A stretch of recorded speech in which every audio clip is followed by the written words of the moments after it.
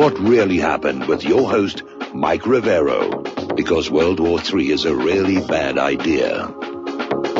Here is your host, Michael Rivero. And aloha, America. Welcome to our show today. It is Monday, October 30th, 2017, end of the month here. Tomorrow's Halloween. We've got a lot of stuff to talk about today.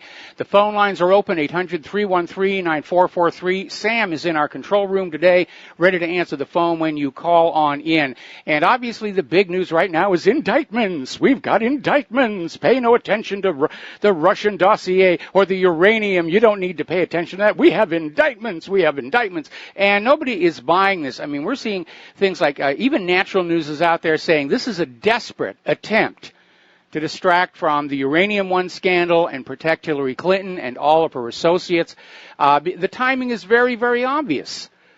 This thing was just really booming on up there, and all of a sudden Mueller's out there saying, oh, yeah, we got indictments. We've got indictments. They teased it last Friday. They leaked it to the corporate media. There are indictments coming. And it was almost fun over the weekend watching these various liberals being interviewed on the media about what it could mean. And they couldn't contain their joy. They were almost giggling. Yes, we're finally going to get Trump. We're finally going to get Trump here.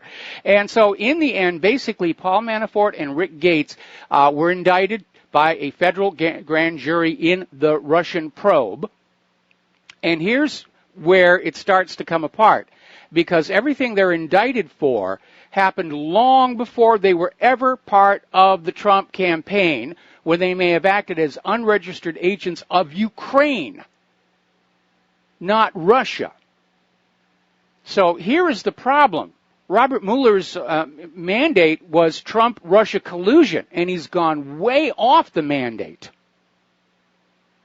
And by the way, leaking that information to the media ahead of time to build suspense, to make sure everyone's paying attention, that in and of itself might have been a crime. So the illusion that this is somehow an objective, unbiased, fair investigation is nonsense. This is open partisan warfare. And normally in the past, this kind of thing is kept out of view of the public because you don't want to upset the serfs. You don't want them, rustling the chains and wondering what the heck is going on. But it's wide out there in the open right now. And apparently, the idea that they can implicate Trump in any of this is, shall we say, an exaggeration. And basically, the focus continues to be on Hillary and Podesta. And apparently Mueller is looking at the Podesta group. Now, whether he's conducting an honest investigation or he's there to head off all other investigations remains to be seen. I tend to favor the latter. But apparently the Podesta group is very, very worried because Tony Podesta has announced he's stepping down from the lobbying company that he and his brother founded. He's getting out of there while the getting is good.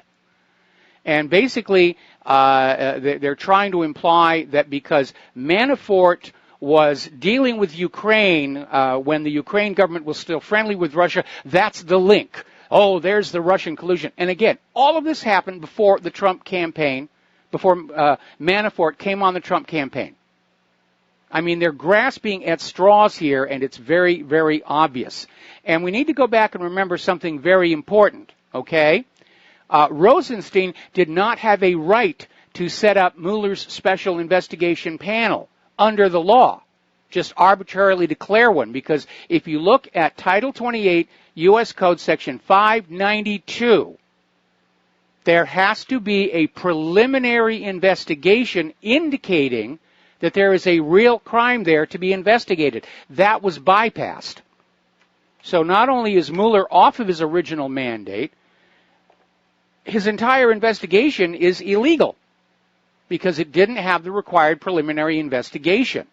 Now, amazingly enough, he's going after Manafort. We knew that was going to happen because last month Roger Stone came on out and said that Mueller was threatening Manafort. He wanted Manafort to roll over and lie to get Trump, and if Manafort refused, which apparently he did, Mueller was going to railroad him into prison, and that's what we're seeing here right now. Politics don't get dirtier than this. Even Chris Christie is out there saying that Mueller's leakage of all of this information last Friday could be a crime. There are laws controlling how these things are supposed to be done. And you're not supposed to just be leaking to the media anything that might be politically advantageous. But we know Mueller is a politician. He and virtually everybody in his office are Hillary supporters. Mueller himself was part of the Uranium One deal. He's supposed to be investigating James Comey, his good friend and former associate from the FBI. The law requires Mueller should have stepped down because of the obvious conflict of interest. He didn't do that. That's another violation of the law.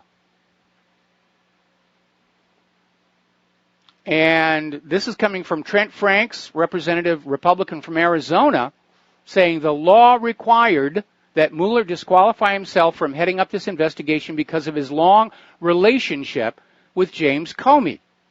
So this whole thing is just a joke from beginning to end. And it's going to turn out to be another nothing burger. Now, that's not saying that Manafort and Gates did not do some things that they are probably going to face some stiff legal penalties on. But there's no link between it and Donald Trump. And there's certainly nothing in there that satisfies Mueller's original mandate of documenting a link between Trump and Russia. It is circuitous at best. It's like saying, well, Donald Trump's campaign guy, before he was on the campaign, his hairdressers, boyfriends, lawyers, accountants, chiropodists, may have known somebody over in that knew Putin's aunt's gardener's girlfriend. I mean, that's how tenuous this is. Now, we're going to do a quick shout-out to our on-air affiliates who are just now rejoining our network. Congressman Louis Gohmert is out there saying basically what Mueller is trying to do. He's trying to cover up the Russian cover-up and distract everybody over with all of this stuff about Manafort and Gates. And they're trying to make this $145 million gift to the Clinton Foundation, tangled up with that Russian uranium deal, go away. And everybody sees this for what it is. Even the Wall Street Journal is now saying Mueller should resign. He should step down. Now, Gohmert, in one of these hearings that they had up on Congress, actually got James Comey and Mueller to admit that much of their investigation into Hillary Clinton was basically a fake. And he makes a big deal about reminding them why they were handing out all these immunity deals to all of Hillary's people without a reason to do so. And he focuses on Cheryl Mills' laptop. And Gohmert makes a very cogent point. You could have gotten that laptop with a subpoena. You didn't need to make a deal for that. And you didn't know what was on the laptop and you just give her blanket immunity? So this is all stinking to high heaven. Now, Sarah Sanders is doing a really good job as White House press secretary, and basically was out there just going on the attack and saying, why are you looking at what Manafort did before he joined the Trump campaign? Why are you not looking at the Russia deal? Why are you not looking at the dossier? And she's calling them out on their liberal bias. And they were on the attack against her as well. I'm expecting to see one of these White House press conferences open up where everybody's already wearing boxing gloves. But the reality is here, and even Dianne Feinstein admitted after one of the lengthiest and costliest investigations in U.S. history, they have found zero evidence of any collusion between Donald Trump and Russia. In fact, at this point, the only person in the government who wasn't colluding with Russia was Donald Trump. The Democratic Party was colluding. Hillary Clinton was colluding. Now, Hillary Clinton has denied having anything to do with the dossier. That has already become discredited. And several top Democrats are probably going to be called back to testify before the U.S. Senate Intelligence Committee on this dossier. This is coming from U.S. Senator Susan Collins. And this is prompted by the new revelations linking that file to the Democratic Party and the Clinton campaign. Now, Collins, who's a member of the Senate's Intelligence Committee, was emphatic that Hillary Clinton's election campaign manager, John Podesta, and the former head of the Democratic National Committee, Debbie Wasserman Schultz, absolutely need to be recalled. These congressional investigations are not going to be swayed or derailed by any of this Manafort Gates stuff. That was put on out there to give the media something to look at that wasn't the uranium deal and wasn't the dossier. It was put on out there so that all of Hillary's supporters can say, see, it's Trump, impeach him now, forget about the investigation, forget about that nobody's actually had a trial before a jury of their peers. We've got him now, we've got to impeach him. I mean, there are Democratic members of Congress who are saying, yeah, let's just go ahead and do it. Let's just go ahead and do it. So basically, Trey Gowdy wants to call Podesta and Debbie Wasserman Schultz before his committee, the House Oversight Committee, basically saying that what the Democratic National Committee did is they tried to launder the payments for that dossier by hiring an outside law firm and just giving them the money, listing it on their campaign records as legal expenses, and let the law firm go on out and do the dirty work. And Trey Gowdy is now interested in that. So that's going to be very interesting. Let's take a phone call here from James in Atlanta. Aloha. Welcome to the show. What's on your mind? Mike, I wanted to ask you a question about that report. Somebody mentioned it cost $12 million. That sounded like a lot of money to me. And then the second thing is, if that thing was a total lie, how come the people that paid for it aren't trying to sue to get their money back or find out, take the next step for being misled? I'll take your answer off the air, and I hope you have a great show. Oh, well, thank you very much here. Well, the people who paid for that dossier weren't interested in finding the truth. They basically were trying to find a way to create a smear campaign that looked legitimate because it appeared to originate with Russian intelligence sources, and now it appears that Christopher Steele just made that part of it up. And they brought the dossier back, and they tried to use it to blackmail Trump, and he turned them down because he knew it was nonsense. McCain fed it to the FBI. The FBI may have used that bogus dossier to get those FISA warrants to wiretap Trump and his associates, which makes those warrants completely invalid. But, of course, they were never going to go to court with the information they got from the wiretaps. They just wanted to be spying on him and make it look like it was quasi-legal. So nobody's going to sue anybody. They want it to all go away. But doesn't $12 million sound like a lot of money? Yeah, but if you're hiring somebody to basically take down a presidential candidate, that may be the going price. And there may have been more than the $12 million involved.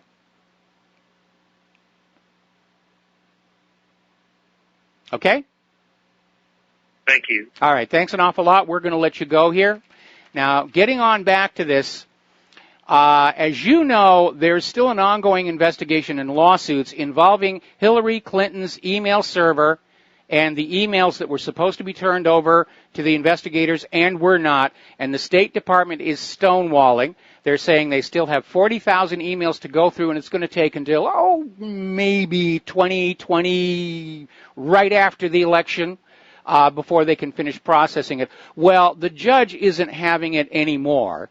And the judge has now ordered the U.S. State Department to explain why it's taken them so long to turn over these emails. Now, do you remember back when there was another batch of emails, really something like 18,000, and they claimed they were able to go through them in the space of a couple of hours and say that there was nothing in there?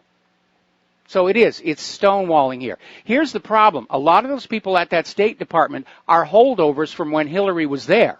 They are party to what was going on, and that's why they're dragging their feet. Now, there's a big debate on whether Trump should fire Mueller, because he'll come under attack for that. It'll be spun to make it look like he's guilty. But Donald Trump certainly can clean out that Justice Department, starting with Sessions himself, who's clearly not interested in pursuing any charges or investigations against the narcocracy. And here's where you can really smell the panic in the wind coming from the establishment. The corporate media is now taking the position, they're trying to convince the American people that it is illegal for Donald Trump to investigate Hillary Clinton's links to Russia, the dossier, the uranium deal, as long as he himself, Trump, is under any kind of investigation. Well, that's ridiculous. There's no foundation for that in law. I mean, if there were, all Hillary has to do is have her cronies file charge after charge against Trump. Doesn't matter if they're true or not, but as long as there's an investigation, she's safe. It's complete and utter nonsense to say that Hillary Clinton cannot be investigated while Donald Trump is being investigated. That's how desperate they are. And it gets even worse. Apparently, Democrat Congressman Steve Cohen is literally begging Trey Gowdy not to investigate Hillary Clinton. Because when that can of worms rips open, it's going to open all the way back to the CIA's gun and drug running in Arkansas in the 1980s. Hillary will not go down alone. She absolutely will take everybody else with her. Remember, this is a candidate who beat up her campaign manager the night she lost the election. Trying another tack, Democrat Richard Fowler is out there on TV saying, you know something, we've really got too many investigations going on. We ought to just stop any further investigation. We've got the one going on Trump. We ought to forget about all these other investigations. We've got to look at the money that we're wasting, going after Hillary and the Russia uranium deal. I mean, it's all over and done with. This ancient history. We just have to let that go. Richard, no way. No way in the dark regions. Now, here is where there are grounds to fire Attorney General Jeff Sessions, because Jason Chaffetz, the former House of Representatives member, chairman of the House Committee on Oversight and Government Reform, was on Judge Jeanine Pirro's show Saturday night, and he dropped a bombshell saying that when he was talking with the Attorney General Sessions simply said he would never comply with any investigation into Hillary or the deep state crooks.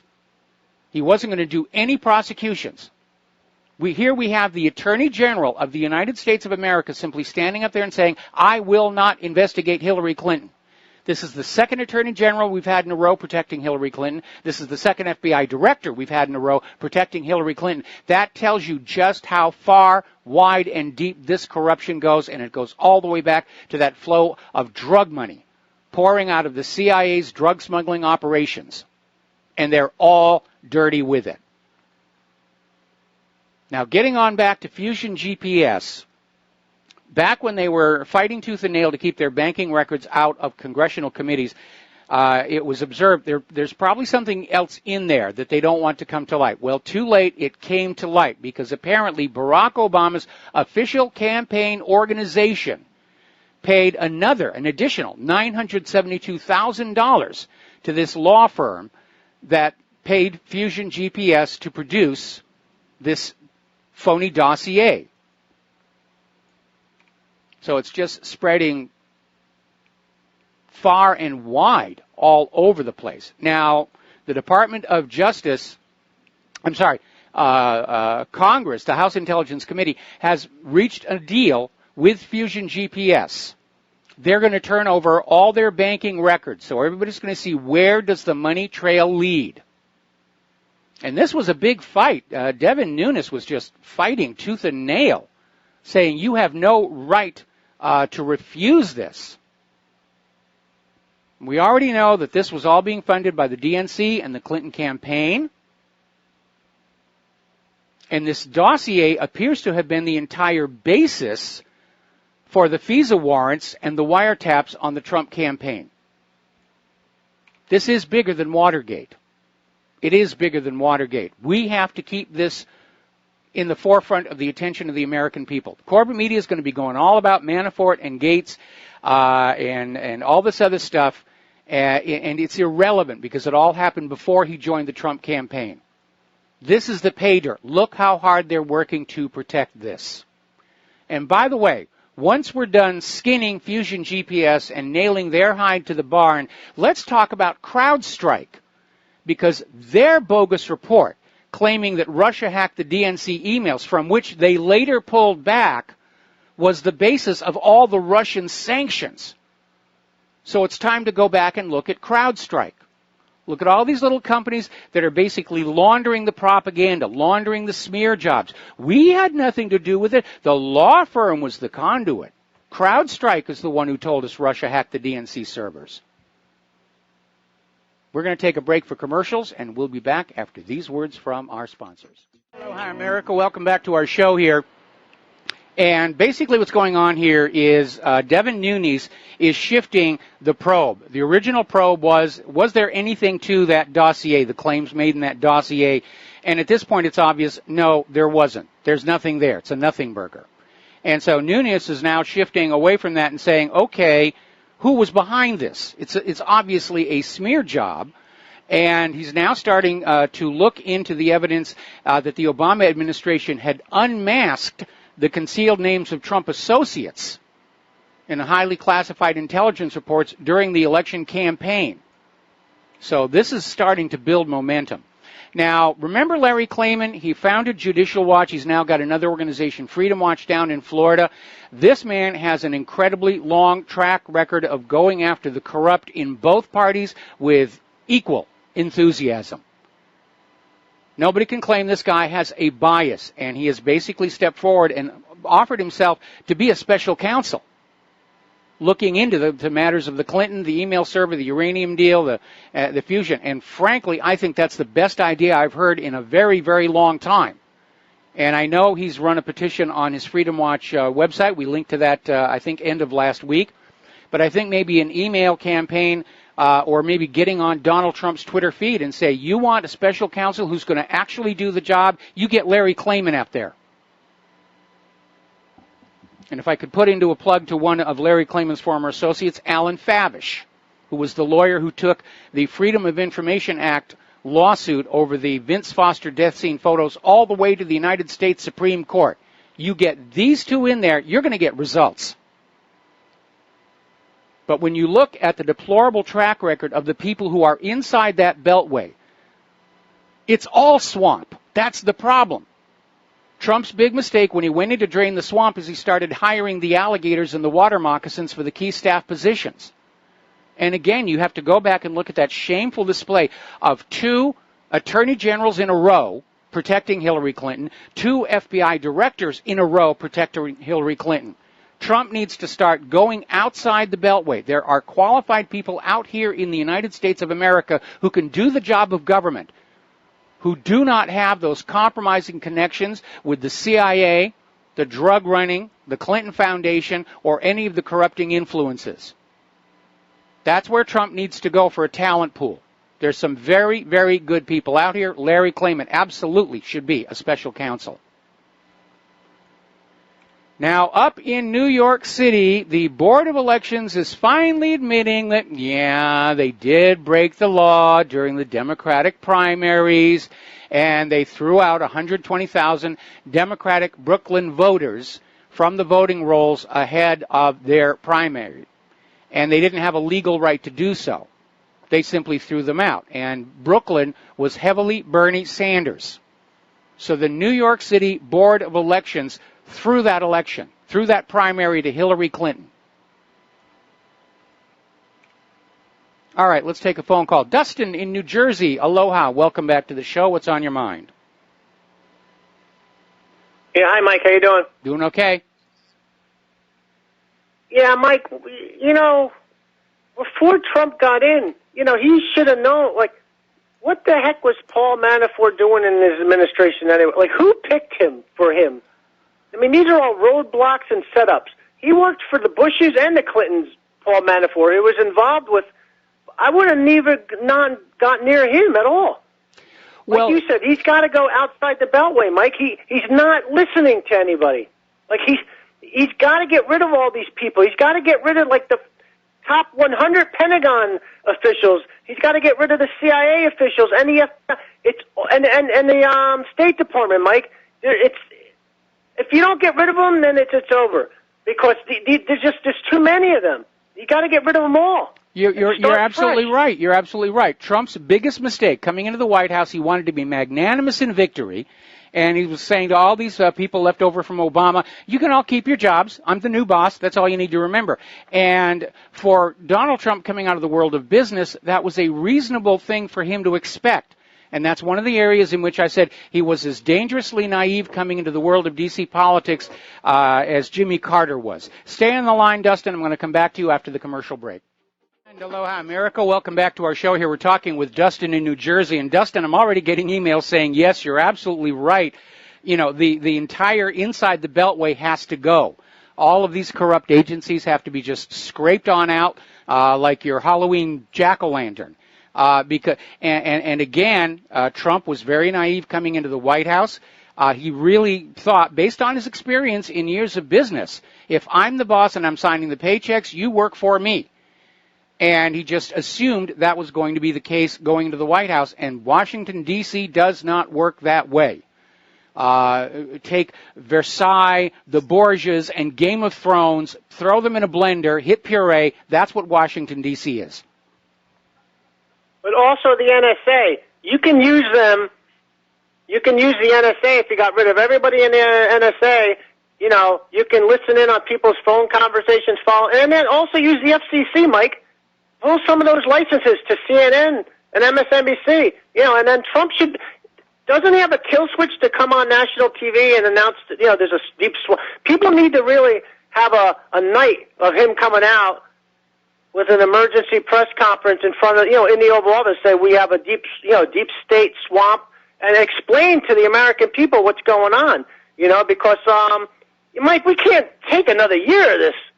You realize nothing's getting done. Well, I mean, I don't think we're going to get another year of this, and I'll get into that a little bit later in the show here. But for public perception reasons, political reasons, Trump needs a jumping-off point. And the Clinton Foundation would be it. You rip that scandal open, then Trump has got justification for getting up on TV and saying to the American people, we have uncovered this incredible conspiracy in the heart of our own government. I need your help. We're going to dig it on out. Of course, the last president to talk about a dark conspiracy at the heart of our culture was John F. Kennedy. But how do you get to this point when you got Sessions, Mueller, all these other people that are just got these roadblocks? You know, it's like one step. Like Trump should have never stepped back at the beginning. You got to go 10 steps forward and roll over them like a steamroller, Mike. I agree. Because as soon as if you step back, that's it, man. These people don't take prisoners.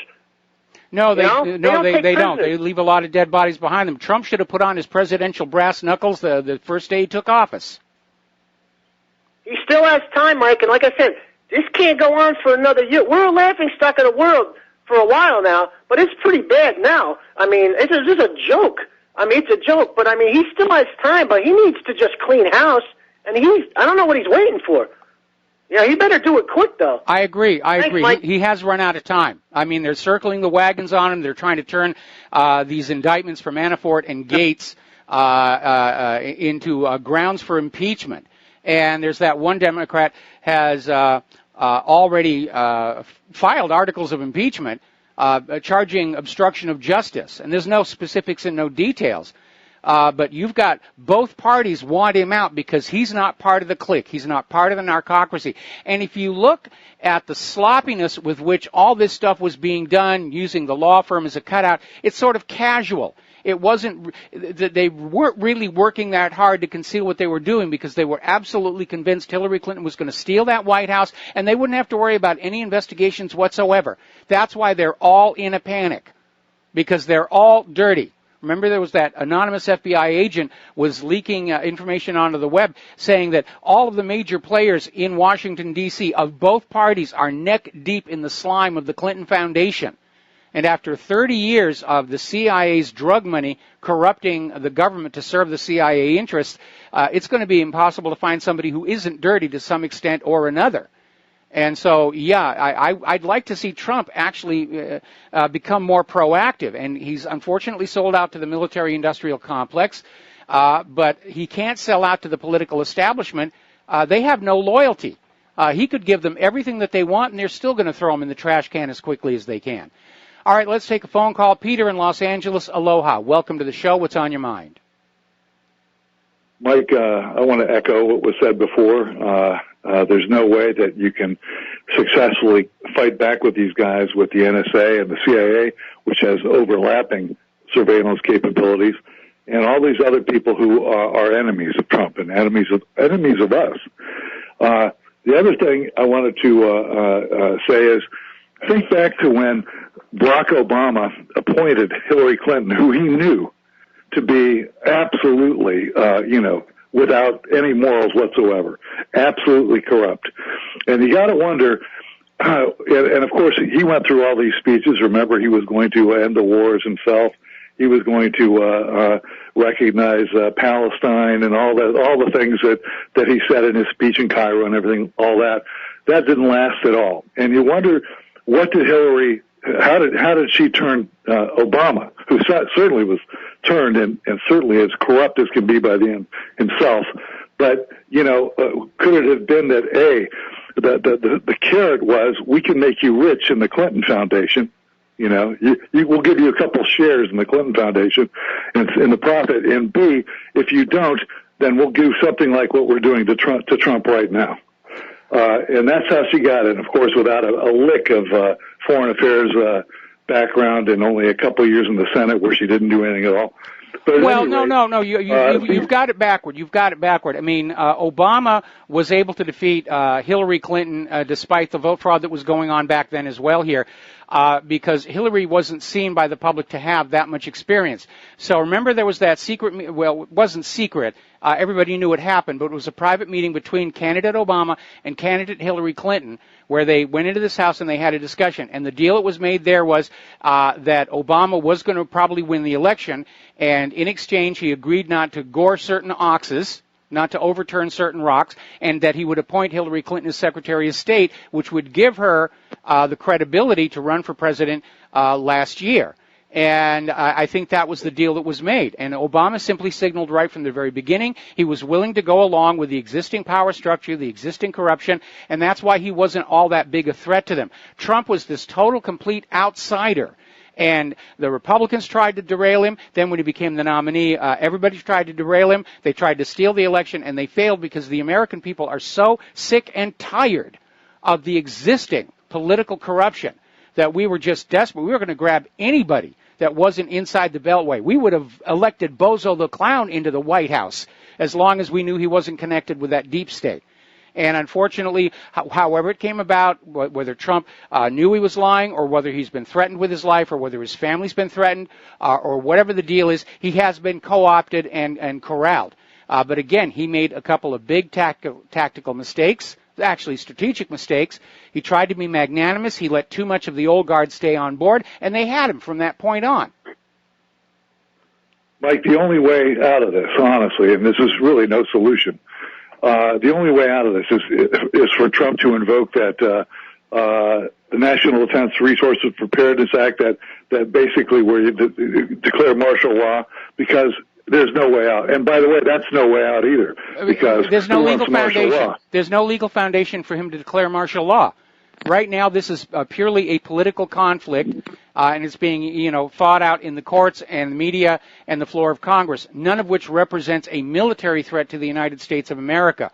What I still see as the best way out, and this may be the beginning of it, is we're going to rip the lid off of all this corruption in Washington, D.C., and it's going to collapse the way the Soviet Union did, because that's what brought down the Soviet Union, was the Soviet citizens just finally waking up to just how corrupt the central government was. They didn't have an internet, but they did have fax machines, and they were just faxing all this stuff back and forth all across the Soviet Union. The Soviets couldn't get a handle on it, and eventually the Soviet Politburo simply collapsed because nobody was listening to them anymore. And I think we're coming up on a similar situation here. Well, I agree with you. That's by far the preferable thing, because even martial law, Mike, is, then we're stuck with a Nazi martial law government, right? But the only way Trump is going to survive is martial law. It ain't going to be with the FBI and the CIA and the NSA and all their intercepts and all the deep state arrayed against him with, No. he didn't have a prayer. I disagree. I think if Trump were to try to invoke martial law, that would backfire on him tremendously, because people realize he doesn't have a reason to do so. But as I was talking to Dustin, what Trump needs is a jumping off point for an attack against the deep state. He's got to get one of these people dead to rights on either the dossier or preferably the Russian uranium deal, or even better, Hillary committing espionage while Secretary of State. Once he's got that as his hammer, then he can go after the rest of them, and he'll have the support of the American people behind him. It's a lot to overcome, Mike. All the intelligence agencies, the media, at least the corporate media. Peter? It's a lot to overcome, man. Peter? Yeah. Look how much we've overcome in the last 20 years. Well, the trend line is I don't obvious. know. We're in pretty bad shape. No, we I don't know what we've overcome. we perceive we're in bad shape. That's the important thing. We were in just as bad shape 20 years ago. Again, the CIA is selling drugs to our kids in the street, but most Americans didn't know. Now they know differently. We've made tremendous strides over the last 20 years. The trends are obvious in all the polls that show that the American people don't trust the corporate media anymore. They don't trust Congress. The thing most Americans are most afraid of right now is their own government. And to me, that is a huge amount of progress along the way towards the collapse of the central federal government and the restoration of our republic. Mike, there's just one thought before I sign off here, and that is remember that all these intelligence agencies, including the FBI, the CIA, the IRS, all of them were compromised and politicized wrongly against their charters. So was the KGB. So was the KGB. So was the GRU. The Soviet government was just as corrupt and compromised as our government is today. It didn't prevent the collapse from happening, because when you lose the support, trust, and faith of your general population, government simply can't function any longer.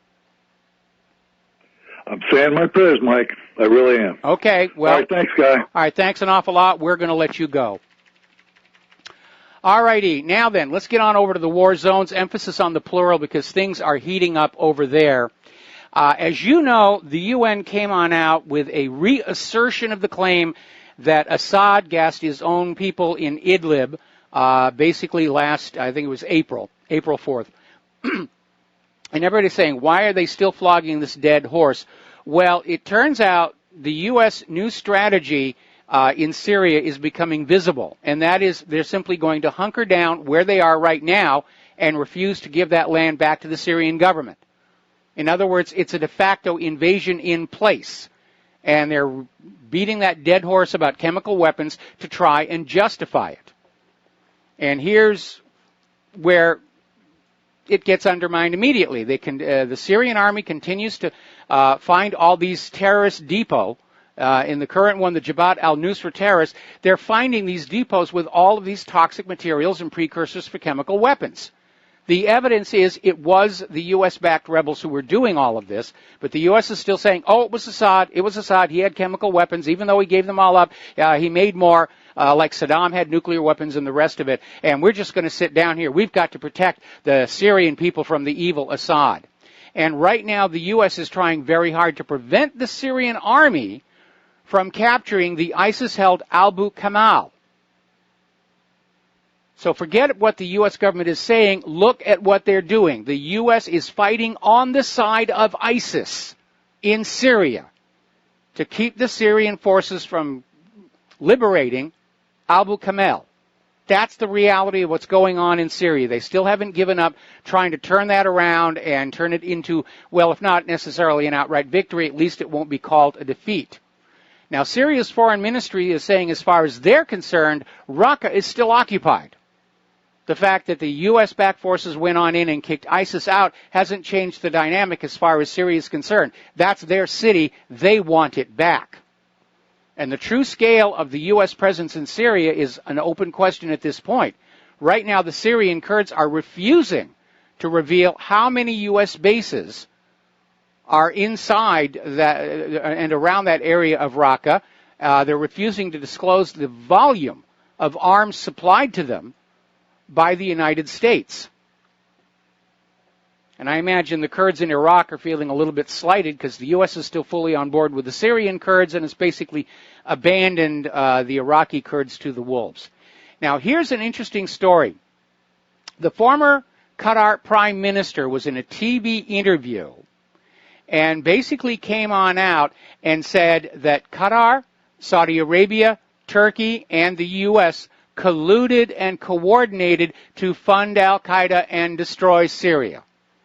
Now, I don't know about the laws in those other countries, but in this country, giving aid and comfort to the enemy in time of war is treason.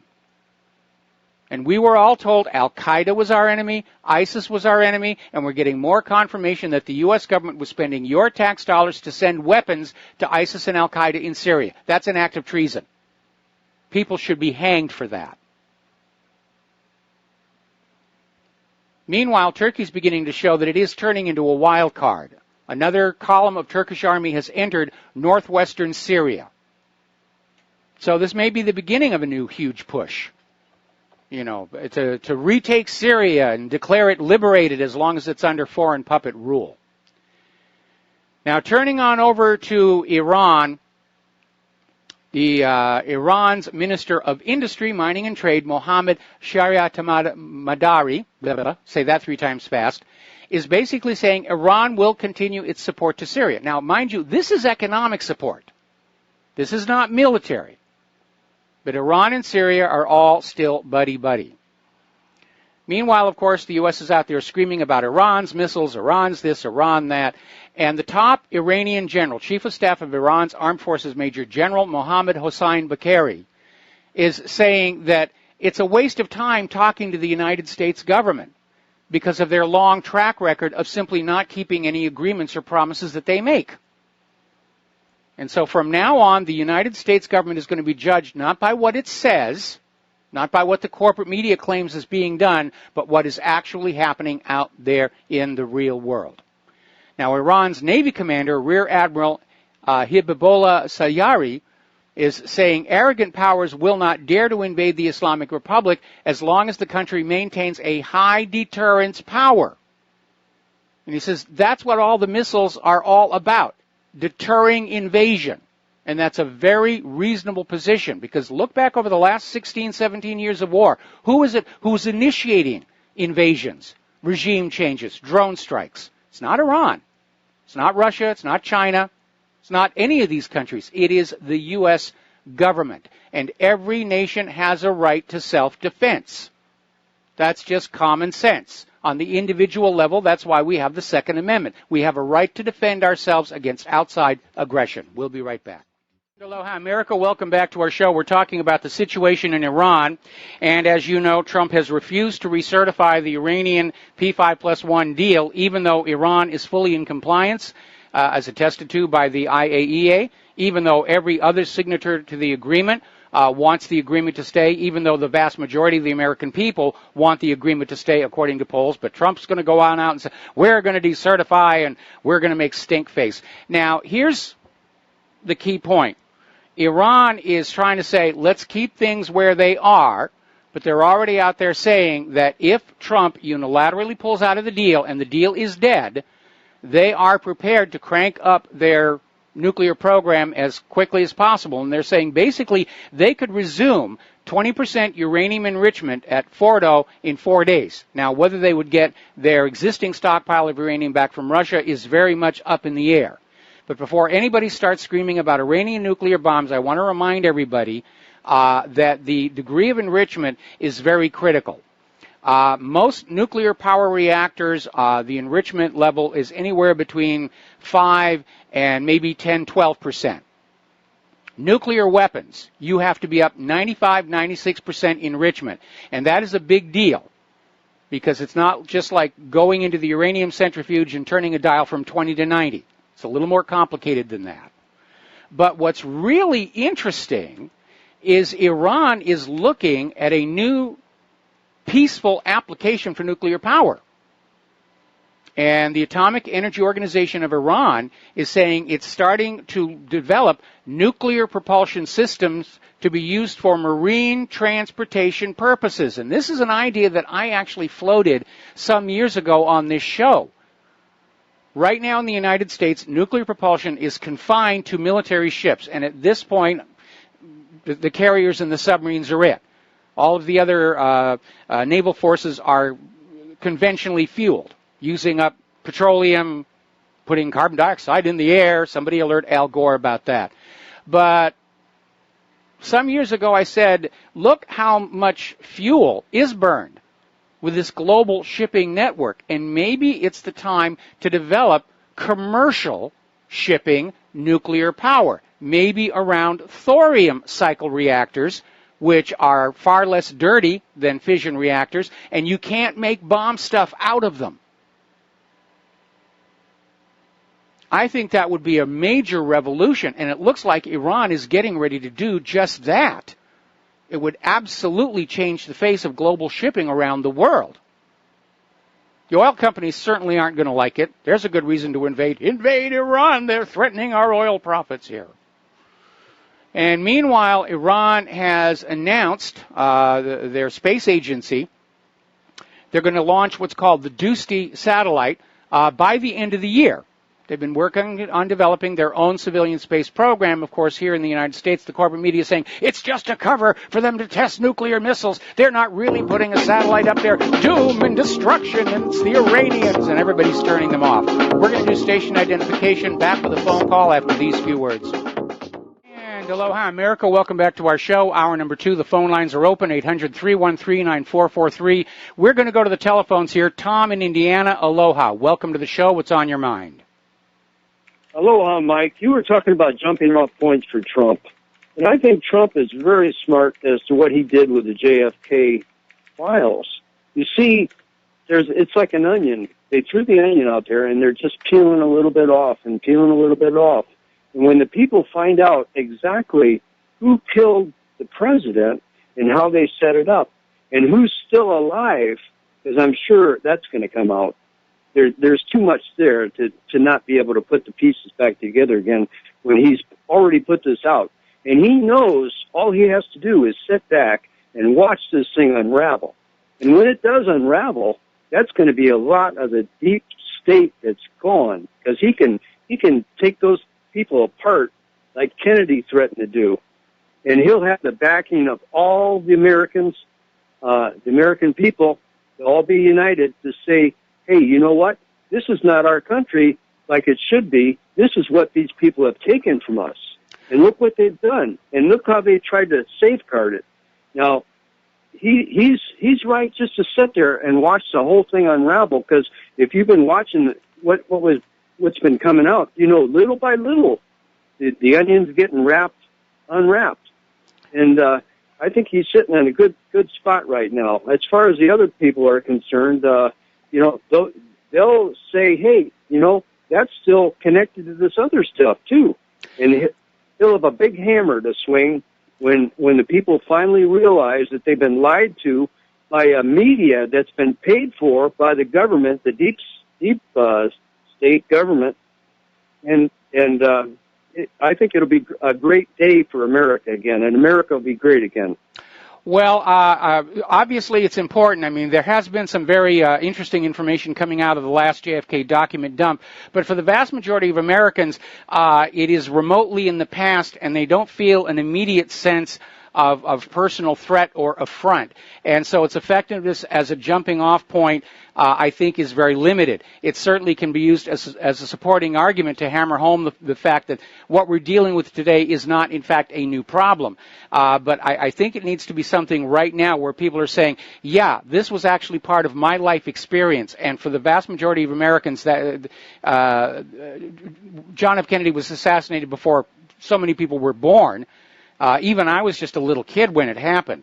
What we need is something right here, right now. The selling of 20% of America's uranium to Russia, that is immediate. That poses a serious threat, because Russia could turn that uranium into nuclear weapons to aim back at us, or they could sell that uranium to other countries who do not like us. That's a much more pressing and immediate threat. You don't have to be wading back through linkage after linkage after linkage. Whatever the Trump jump-off point's going to be, it has to be something where Americans are going to say, oh, wow, yeah, that's why my life is wrecked. What if they could say somebody that used to be the president was involved in this and his whole family? Oh, they definitely can say that. I mean, et cetera, et cetera. They've already dragged Obama into this whole Uranium One deal. Well, I'm talking about the Kennedy thing. Well, anyway, you're breaking up. Have a good day, and aloha. All right, thank you very much. We're going to let you go here, and we do seem to be having some technical issues we're dealing with here. Our infrastructure has really deteriorated into third world levels. I ran another speed check on Spectrum Internet, and we're getting only about maybe 20% of what we're actually paying for. Getting on back to the war zones here, Iraq is now deploying soldiers to the key Kurdistan border crossing. So it looks like the Kurdish independence deal is pretty much over and done with.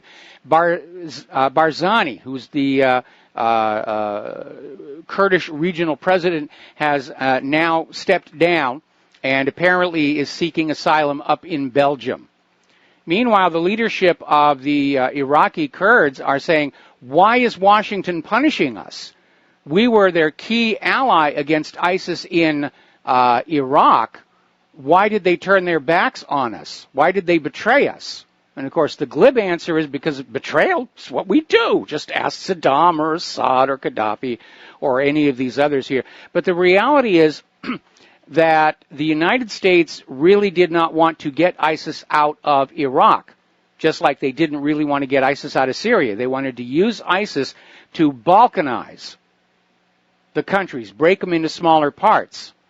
And the Kurds were not exactly helpful on that. And in the end, the U.S. just turned their back on them, which is what the U.S. government tends to do here. All right, let's grab another phone call. Steve in Florida. Aloha. Welcome to the show. What's on your mind?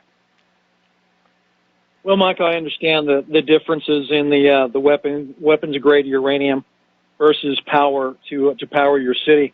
My question to you is there anything going on in Iran with, or has it been prevented by the United States government from bringing in solar to Iran? Is there any kind of solar power going on in Iran right now? I imagine there probably is, but again, solar has a tendency not to really pencil out. Despite tantalizing claims of increased efficiency in the solar panels, the reality is you have to cover so much ground with solar panels that it's coming on and it's growing, and it's actually becoming a threat to the existing electrical power infrastructure. But again, you can't power a cargo ship on solar panels. And I think that's one of the reasons why Iran is looking at this idea of nuclear maritime propulsion. And I think it's a really, really good idea. No, I agree. That was my next nuclear. As far as that's definitely a way to go. I would see that would be a possibility. Hey, thanks, Michael. All right, thanks an awful lot. We're going to let you go. We're going to do a shout-out now to our on-air affiliates who are just now rejoining our network. Now, apparently, Iraqi forces have succeeded in liberating over 21,000 square kilometers of the territory near the border with Syria. So, as is the case in Syria itself, the U.S. proxies, ISIS and Al-Qaeda, are being driven out. And both the Syrian and Iraqi governments are now saying, look, you said you were here to deal with ISIS and Al-Qaeda. ISIS and Al-Qaeda are pretty much gone despite your constant interference. It's time for you to go. And the U.S. is looking for a reason to remain and garrison the countries. And as we said earlier in the show, it appears they're going to try and revive this idea that Assad is gassing his own people, where the U.S. is simply going to stay where they already are with all their bases and simply say, well, we're here to stay and we're going to draw a new border and this is going to be a new country, which just happens to coincidentally have the vast majority of the oil and other commercial reserves here. Now, down in Yemen, they're dealing with this absolutely horrendous cholera epidemic, and it's just killing people, and people are sick all over, and it was spreading all over the place. And I'd observed a couple of weeks ago that it didn't appear to be a natural infectious pattern for cholera. And sure enough, apparently, Yemen's army spokesman, Brigadier General Sharif Lugman, is now accusing Saudi Arabia of deliberately spraying cholera over the Yemen water supplies in an act of biological warfare. We're going to take another phone call. Dennis in New York. Aloha. Welcome to the show. What's on your mind? Aloha, Michael. Michael, I'm really, I don't know, maybe I missed this, but I just saw something this morning about if you're going for relief in Texas, disaster relief, the paperwork that you have to sign if you're going to be a contractor for this is that you will not boycott Israel is one of the things that are in there. Yes. And there's actually a website where they called up and asked them on the phone about it. Even the people administering it were kind of dumbstruck, but they want to, push it off to higher ups.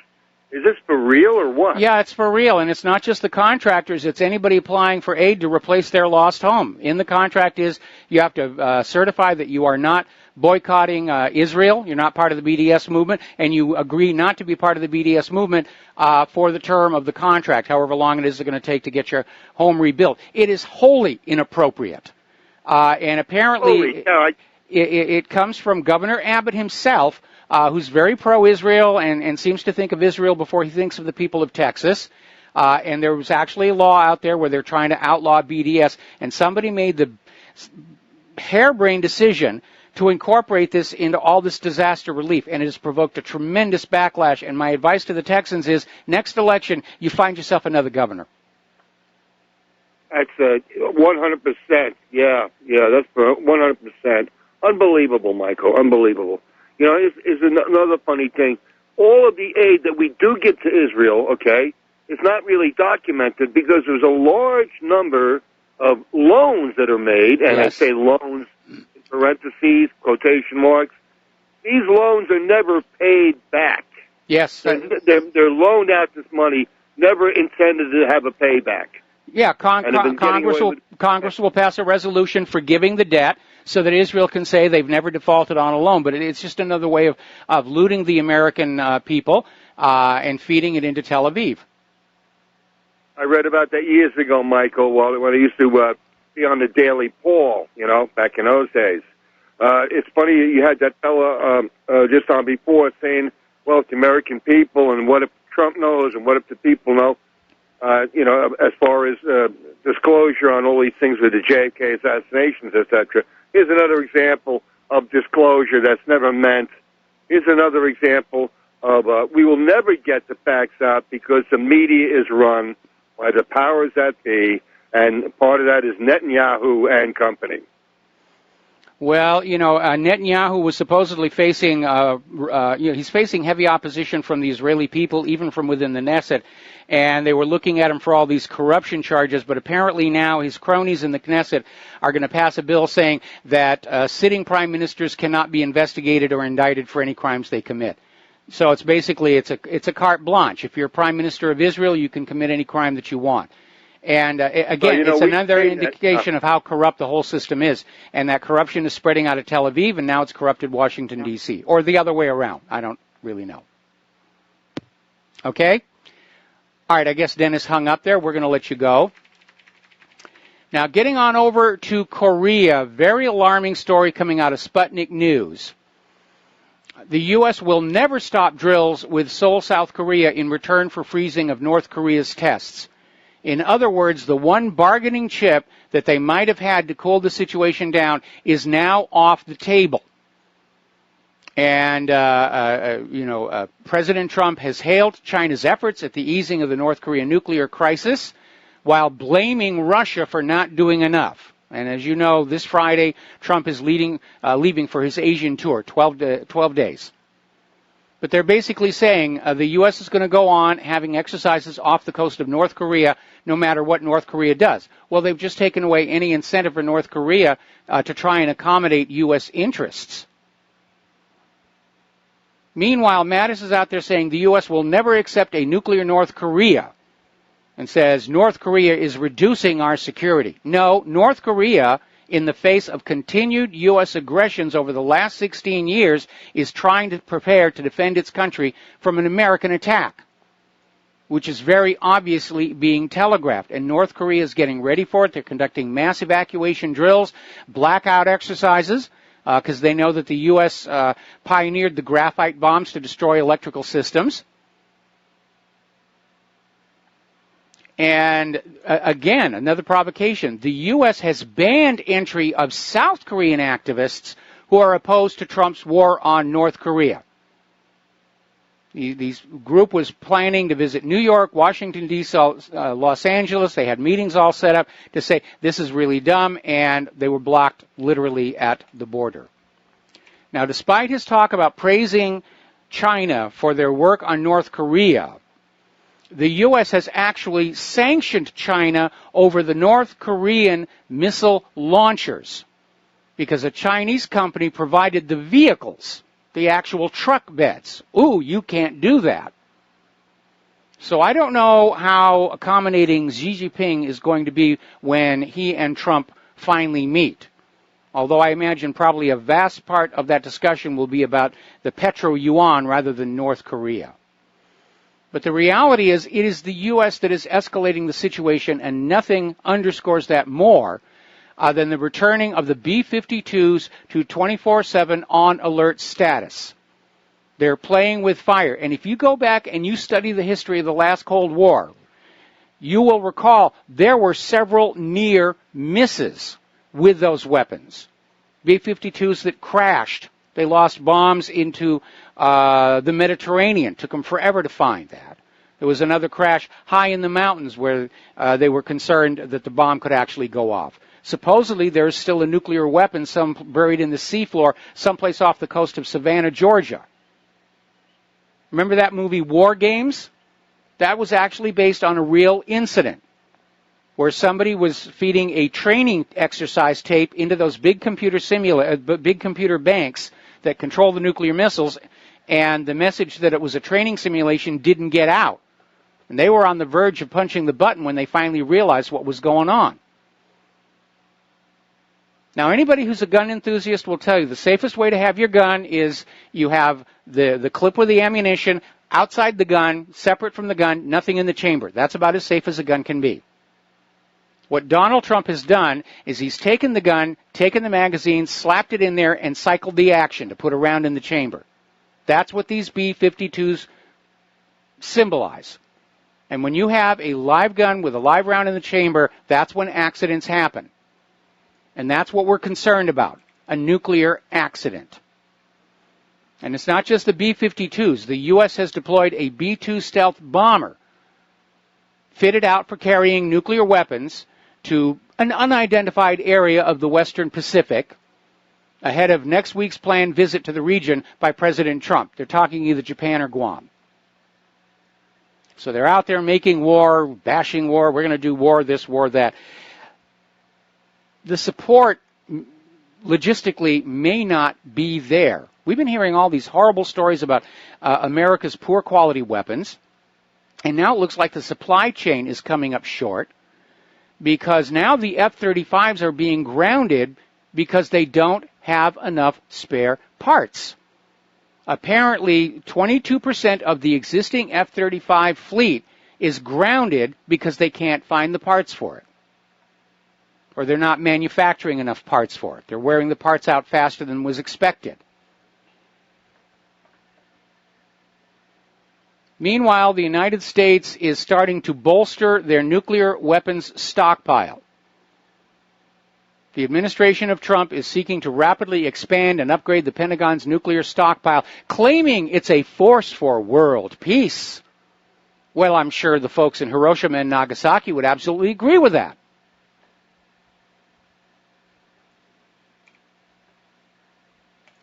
Absolutely ridiculous here. Okay, let's talk about the JFK files release. I haven't spent a lot of time on it because it did happen so long ago. And we have things that we need to look at right here and right now. The uranium deal, the Russian dossier, the build-up to a probable nuclear war. But there was one thing that did come out in this latest document release that we need to pay attention to. The original Surgeon General's report on the assassination said that the first bullet wound on the body of John F. Kennedy entered the throat just below the Adam's apple, which was actually in the news before the cover-up was put in place. Now, since Lee Harvey Oswald was ostensibly to the rear of Kennedy, 6 floors up, this demolishes the lone gunman theory and suggests there was a shooter probably down on the triple overpass. And that's worth paying attention to. That's the end of the crazed lone shooter theory. And a reminder that the U.S. government and the corporate media have been lying to you all since 1963 and probably a lot longer before that. Just brazen, barefaced, bold, lying to you constantly. Even after the House Select Committee came on out and confirmed there had been multiple shooters in Dealey Plaza, the official story was, oh yeah, it was Lee Oswald. Absolutely. You know, if you think otherwise, you're a tinfoil hat, kook, crazy conspiracy theorist. How many more times are you going to have to be lied to before you're ready to stand up and tell the government and the media, I'm not listening to you anymore? We'll be back after these few words. Aloha, America. Welcome back to our show here. And again, for those who wish to become supporters, patrons, if you will, patrons, if you will, of Republic Broadcasting, the mailing address is, grab your pencils, Republic Broadcasting Network, 2251 Double Creek Drive, number 302, and that's in Round Rock, Texas, zip 78664. And if you wish to call in and make a donation by a credit card or debit card or some other means, the phone number would be 800-724-2719. All right, we're going to go ahead and take a phone call from Joey in New Jersey. Aloha. Welcome to the show. What's on your mind? Hey, Mike, I totally agree with you. I'm going to be 70 years old, so I'm well aware of the Kennedy assassination.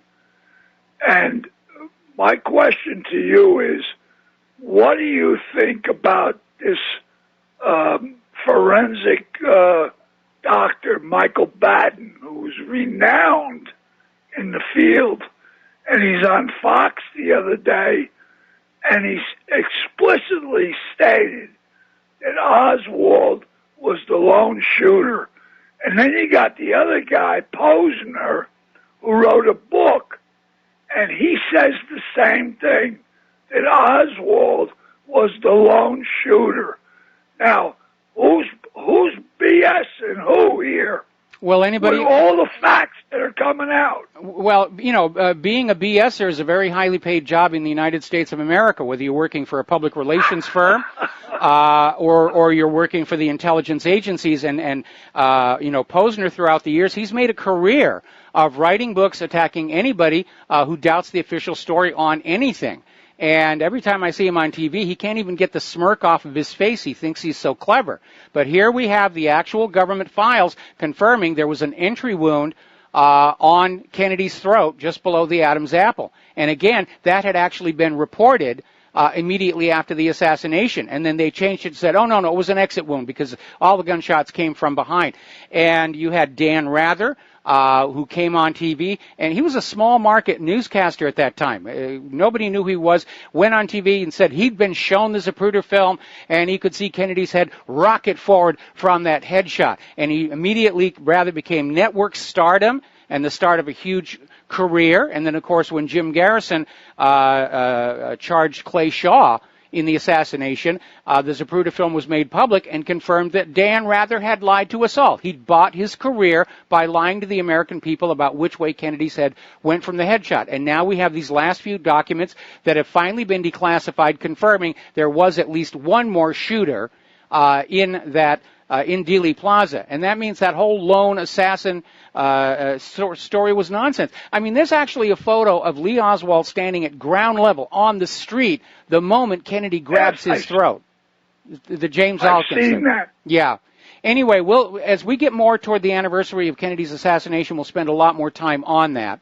But today I want to stay focused on uranium, pending wars, and so forth. So thanks an awful lot. I understand. We're going to let you go here, and we're going to switch over to Ken in Fort Worth. Aloha. Welcome to the show. What's on your mind? Howdy. Hey, I was in Austin, Texas this morning at a meeting with Representative Roger Williams from Texas, a very conservative man. He was talking about Dodd-Frank. He said that thing had no oversight, congressional oversight. He says, I guess something passed the House. They're trying to get it through the Senate now. Maybe you can tell us all about Dodd-Frank, and I'll sit by your feet and listen. Well, first of all, I mean, are they trying to repeal it or renew it? Because Dodd-Frank was passed quite some time ago. And I'll tell you what, I'll do a little research on it in the next break, and we'll come back to it here. Meanwhile, a little story about the Las Vegas shooting. And again, I'm not paying a lot of attention to that. You know, it was an obvious government false flag. But a lot of dead bodies are showing up. Some of them have turned out not to be confirmed, so we got to be very careful. This story made the Washington Post. And it involves a couple, Dennis Carver and his wife Lorraine, who survived the shooting in Las Vegas, and then 2 weeks later they die in a car crash. And from the description given by their younger daughter, it sounds like there was a bomb in the car. The official story is they hit a metal gate, but it was a huge bang, and it took the firefighters hours to put the fire out. We'll be right back. Aloha, America. Welcome back to the show here. And apparently Hillary Clinton is back on the warpath against Fox News. How can you talk about uranium and frothing at the mouth and everything? Now, getting on back to that last caller, what he's talking about actually happened last June. And basically, they repealed the Dodd-Frank bill, which imposed regulations on Wall Street. And the Republicans are saying, oh, it was an unnecessary burden. But we know from past history, every time you deregulate Wall Street, bad things will happen. And they called it the Financial Choice Act. But if you actually look at what it accomplished, it repealed the Volcker Rule, which prevented government-insured banks from making risky bets with investments. And it scrapped the requirement that retirement advisors put their clients' interests ahead of their own. So this was a bad thing for ordinary people and a great thing for the bankers. Remember what happened after they repealed Glass-Steagall? That's what set the stage for the 2008 meltdown. And they haven't learned a single thing from that debacle because they didn't pay for it. You did.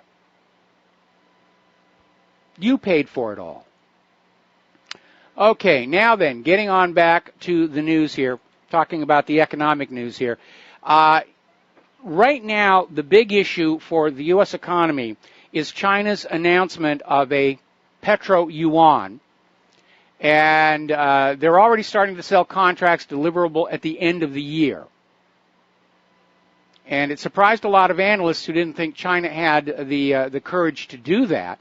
Meanwhile, Russian experts aren't startled because they've seen this coming for a very long time. Ever since Moscow abandoned their attempt to integrate with the West following the 2014 Ukraine crisis. And I think that petro-yuan is probably going to be a big part of what Trump discusses with Xi Jinping. Because look at it from the U.S. point of view. The U.S. economic system, Wall Street, banks, got very lazy following Bretton Woods. There was no way they weren't going to make money with the rest of the world using the U.S. dollar for cross-border trade and banking. And then following the Nixon shock in the 70s when he ended gold convertibility, they propped up that deal with the petrodollar, which was they went to all the oil-producing nations on earth and said, if you promise to sell your oil only for U.S. dollars and invest that money in the U.S., we will make sure that you live in peace. Unfortunately, ever since 9/11 and Israel's increasing aggressions against their neighbors, the Middle Eastern nations have come to understand the U.S. can't keep that promise, or based on past performance, simply will choose not to. And that's what led Iraq to decide they were going to sell their oil for the euro, which led to the Iraq War. That's what led Libya to sell their oil for the gold dinar, which led to the killing of Gaddafi in that war. Because in those years since Bretton Woods was signed, the U.S. basically became complacent. And they allowed their manufacturing to decline. Even the supposed showcase of our manufacturing prowess, our weapons, aren't very good. Even Israel is thinking the F-35 was a raw deal. So if China is now starting to introduce a petro-yuan, if Russia follows suit with a petro-ruble, there's nothing left holding up our economy except those printing presses over at the Federal Reserve, or actually technically at the Treasury Department. And then we'll be in Zimbabwe territory. We'll be carrying around paper notes that say $100 trillion on them, and they'll be worth virtually nothing. Now, there's been a new scandal regarding gold, and I'm pleased to note that History Channel is still, every once in a while, rerunning America's Book of Secrets, which we did, I think it was about 4 years ago now. And one of the most popular episodes from that series was the gold conspiracy, where we talked about, where was the gold? And we were talking about how Germany was trying to repatriate their gold from the New York Fed and the Bank of France, and they were getting the big stall. Was there really still any gold in Fort Knox? We were talking about the plague of these tungsten cord fake gold bars with the hallmarks of Fort Knox. And everybody's saying, where did the gold really go? There's been a new scandal, this one involving the Royal Canadian Mint. And apparently this jeweler went to the RBC branch, the bank, and bought what he thought was a 99.99% pure gold wafer that he was going to use to fabricate some jewelry from. And his goldsmith, after cutting it out of a little card, these little gold wafers, they come on a card with a plastic bubble and all these holograms to assure you this is really from the Royal Canadian Mint and it's really gold. And the idea is people buy these things and they stash them in the closet. They very rarely open them up and actually try and use the gold inside. So this jeweler couldn't get this little gold wafer to go through his tableting mill. So he gets pliers and he tries to bend it. Now, pure gold is very, very soft. You've probably seen the old cliche of somebody getting a gold coin and they bite it. That's because pure gold is soft enough where you will leave teeth marks in it. That's where that comes from. So he takes pliers and tries to bend it, and it cracks, leaving a jagged edge. They ran tests on it, said it wouldn't even test to being 14-karat gold instead of 24. They don't even know if there's any gold in there. It could be a flake of tungsten plated with gold. And they tried to take it back to the bank. The bank wouldn't take it back. The Royal Mint wouldn't take it back. Then he went public. Now they're taking it back, and they're saying that this packaging did not, in fact, originate with the Royal Canadian Mint. Maybe, maybe not. The Royal Canadian Mint has actually had a past problem with Mint employees taking the real gold home with them and placing counterfeits in those little packages. So, again, it raises the issue. Where is the real gold on Earth? Who's got it all? Did Goldfinger really succeed in robbing Fort Knox? So if you're going to invest in precious metals, and I recommend that you do, you go to a reputable dealer and, feel free. If it's a gold coin, just take your fingernail and scratch it. You have to be very skeptical. There's a lot of fraud out there right now. It's sort of become the lifestyle of 21st century planet Earth. Everything's a scam. Everything's a fraud. Now, JCPenney is joining the long list of iconic retailers who are in their death throes. They're thrashing around on the floor, heading for the death rattle. And again, they're still trying to blame Amazon for it. And Amazon is doing very well. But Amazon's total sales, while impressive, are still a small fraction of the total consumer retail economy. What's going on is people don't have money to go buy things. And if they did, they'd be going to the stores rather than Amazon.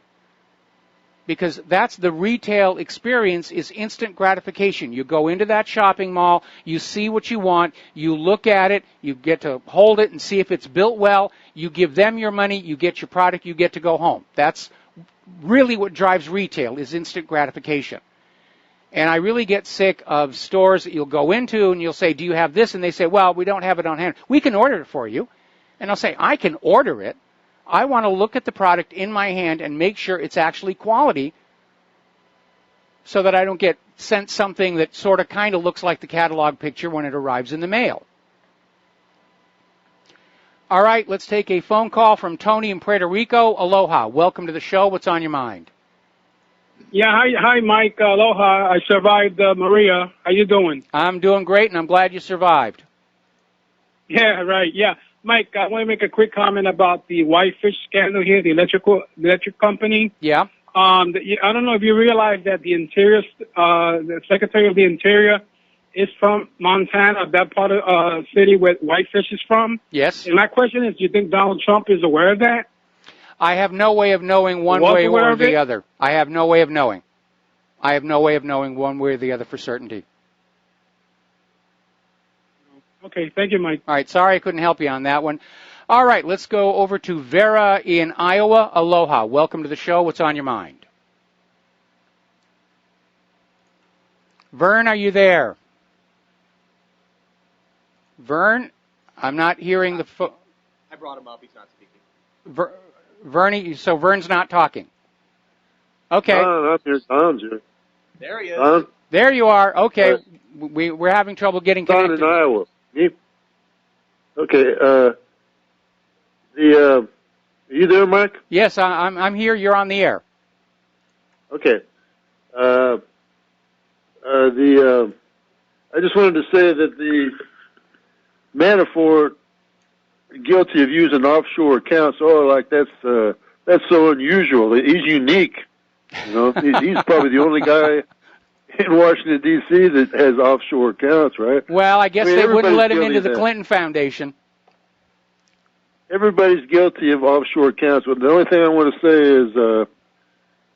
is Trump would be totally justified in just giving him, as soon as he gets convicted, just pardon him. Him and that other guy both. And even that other guy for lying to the FBI, because the FBI sets you up where you have to lie to him almost. It's entrapment. Yeah, but unfortunately, if Trump were to issue pardons on these people, the media would seize it and use it against him. Trump has to hell with the media. That's easy for you. I say hell with the media. That's easy for you and I to say. Okay, but Trump is still having to deal with that portion of the American public, which took the blue pill and is still living in that fantasy life, hooked into those TV sets. Now, we know the vast majority of the American people are on Trump's side on this. We know the majority of the people are seeing through all the corruption. But Trump still needs to be very careful. He's got to play that political game. And I think at this point he's come to understand he really is a neophyte, and he's still trying to find his way through as to what he can do, what he can't do, how aggressive he should be. I think he should be a lot more aggressive. I thought he should have been much more aggressive the first day on the job, get out his presidential brass knuckles and just say, we're really going to clean the swamp by cleaning the swamp, not by opening the doors and letting the swamp pour into the Oval Office.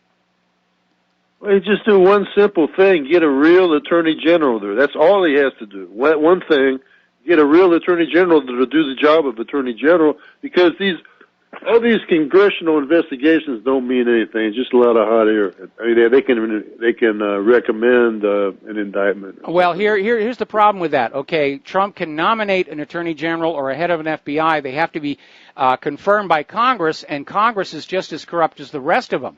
They're never going to confirm somebody they're going to see as a threat to their own personal power or criminal backgrounds. That's why we've had 2 attorney generals in a row who refuse to investigate the deep state. It's why we've had 2 FBI directors in a row who refuse to investigate the deep state. And again, going on back to what we said in hour number 1, Donald Trump ought to get Larry Klayman up there and make him a special counsel. Well, that would be good, yeah. I'm going to try to write a letter to my congressman, because I've already talked to him one time.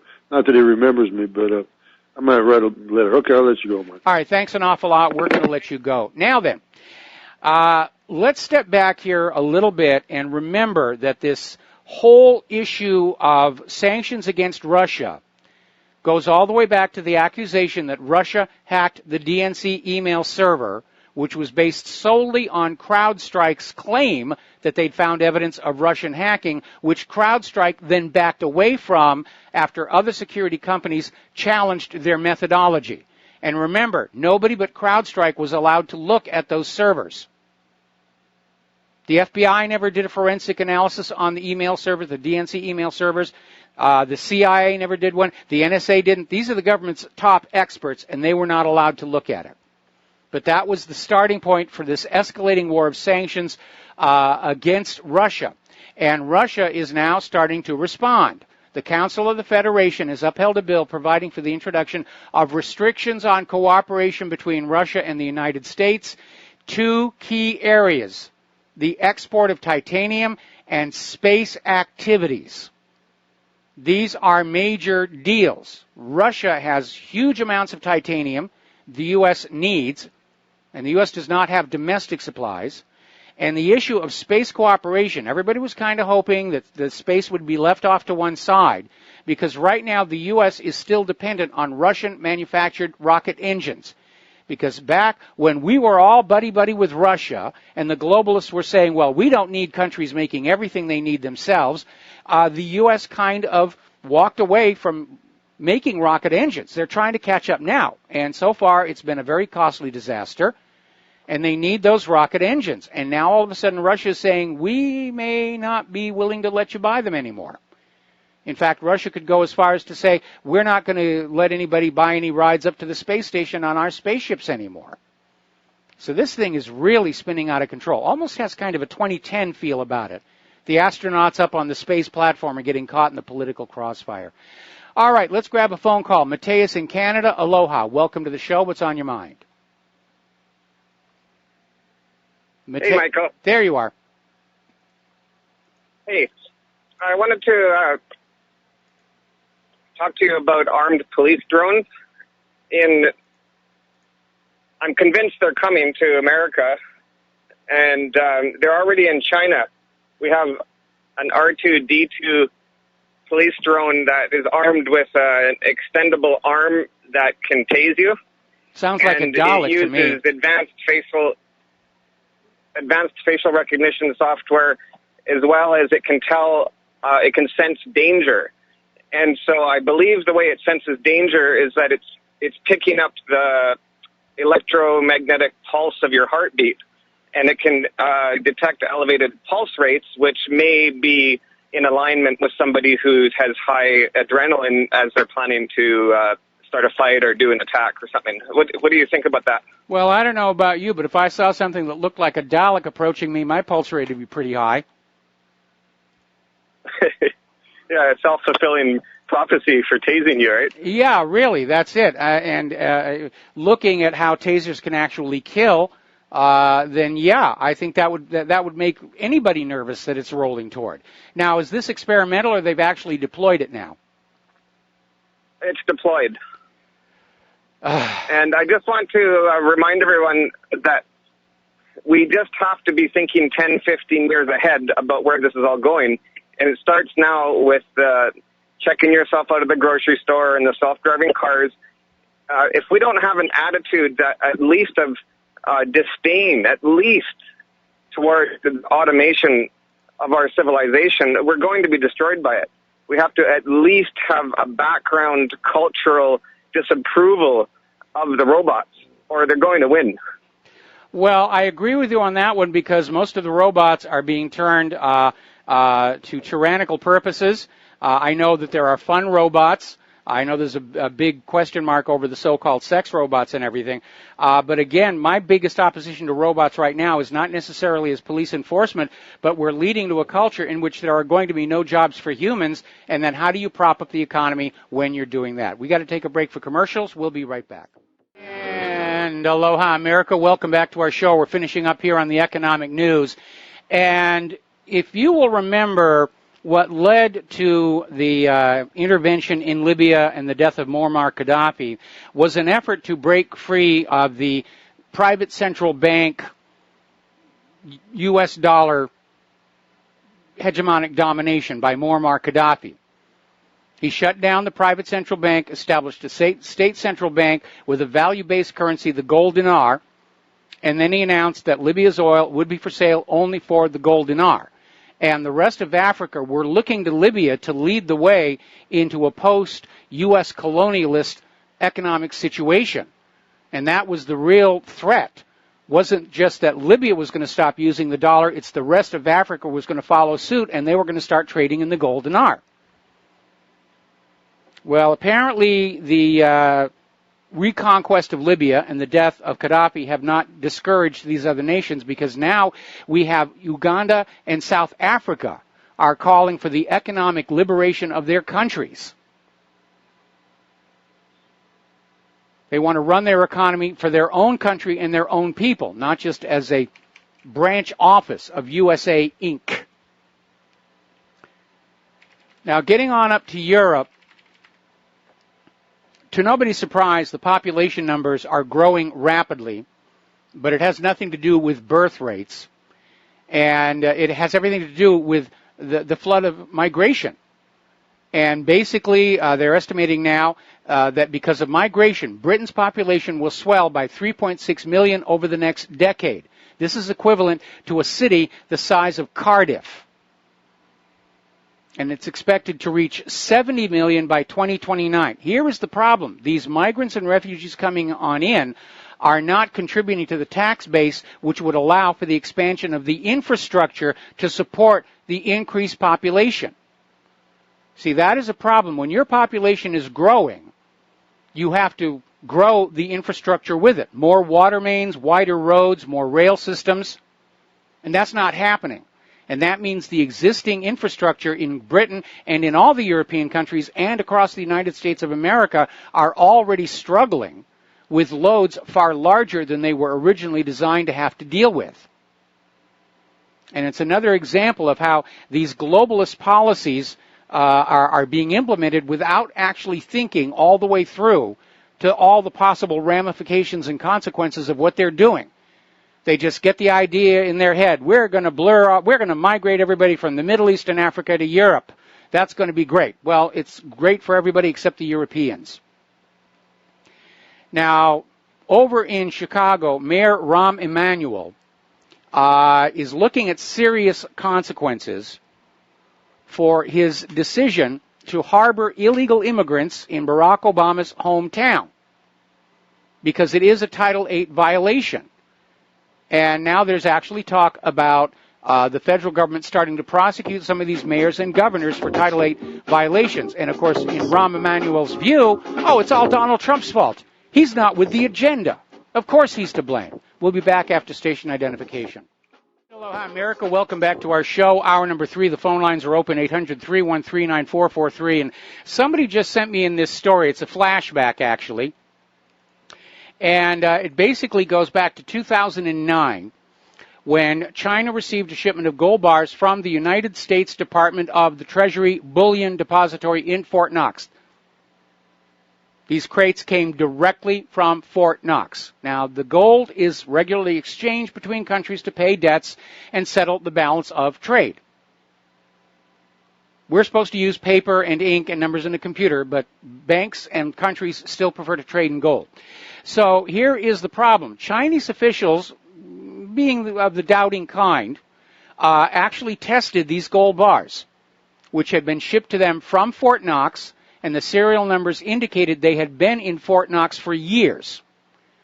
And they were found to be tungsten cord fakes. So there is a real question. Is there any of the American people's gold still left in Fort Knox? Because it does belong to the American people. It's not the property of the government. It's technically the property of the American people. And it looks like somebody has made off with it. Of course, there hasn't been a real audit or purity testing of Fort Knox in over half a century.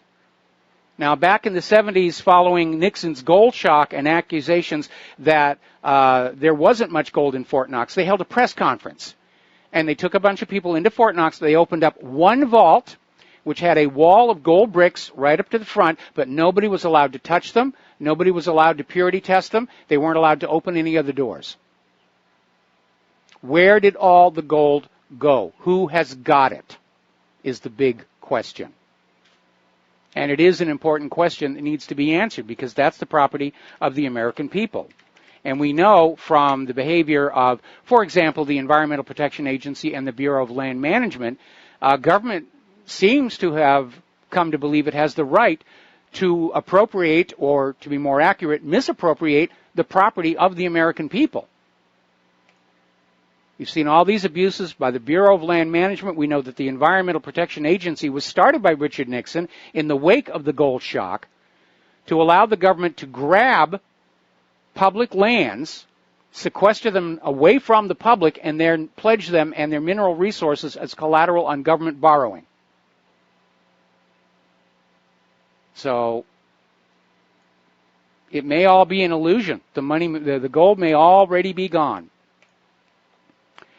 Now, as you know, Spain is turning out to be a very a tinderbox, if you will. Madrid imposed direct rule on Catalonia just 40 minutes after the region finally declared independence. The Spanish Prime Minister is calling for calm, but there have been huge, what are called unity demonstrations all over Spain. We don't want Catalonia to go.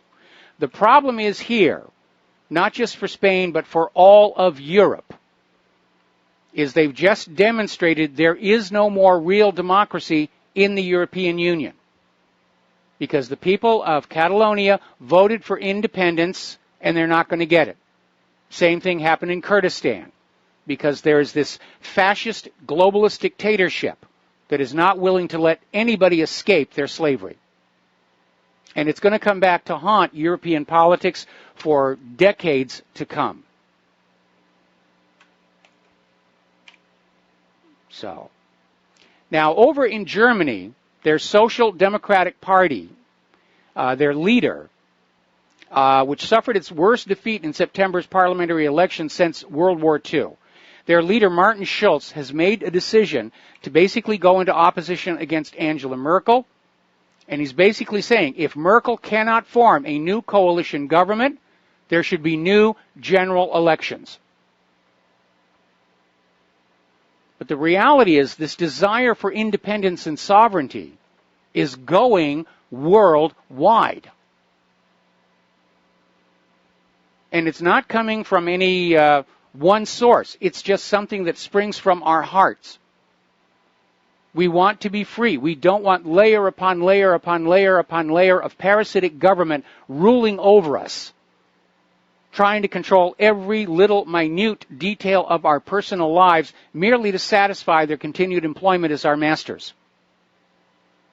And we have seen how out of control it's got. It has gotten just here in the United States of America. We're no longer free to decide what food we will eat and what food we won't eat. We're no longer free to decide what medicines we'll take, what medicines we won't take. There are laws controlling absolutely every aspect of our lives now. In fact, it is now impossible for you to live your life in the United States of America without having violated several laws along the way. And by the way, the Soviet Union used to be the same way. They had laws about everything. Everybody was automatically guilty of something, and the instant you stepped out of line, then you'd be prosecuted and charged. It was all driven by politics.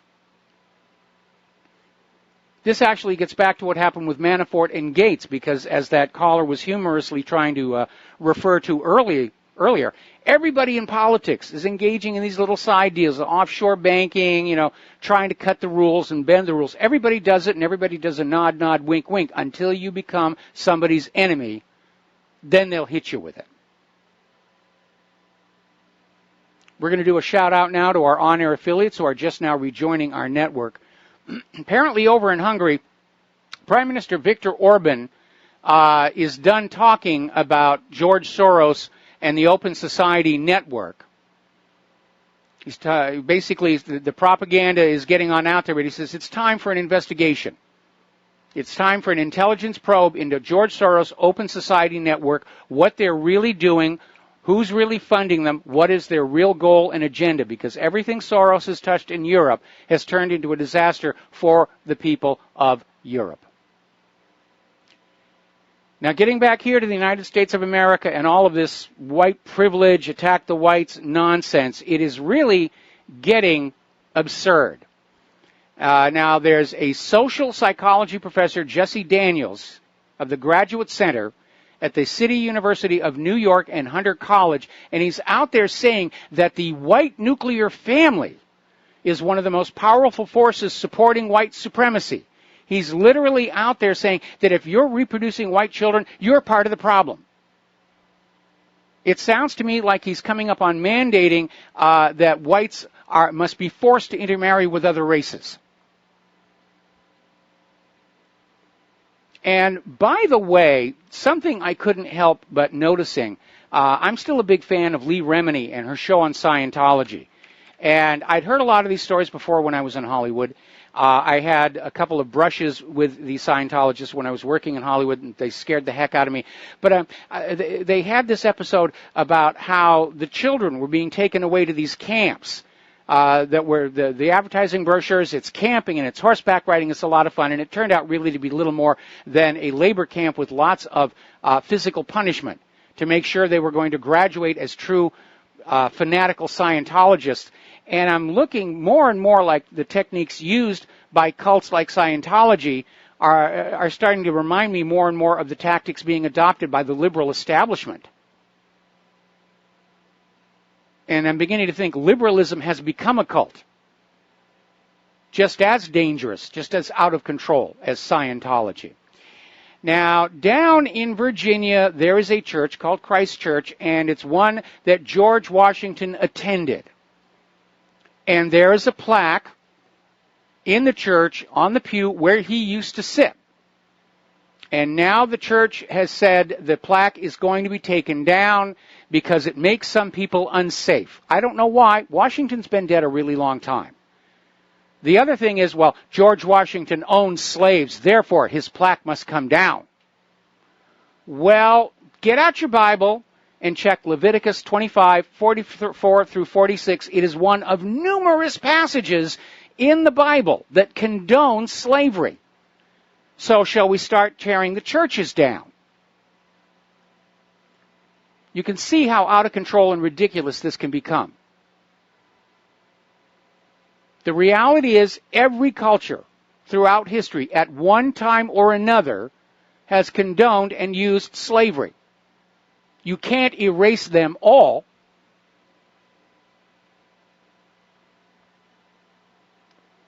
Now we're still seeing the backlash of Harvey Weinstein, and a lot more accusations are coming on out. Kevin Spacey apparently has come out as being gay now that he's been accused of rape by a then 14-year-old.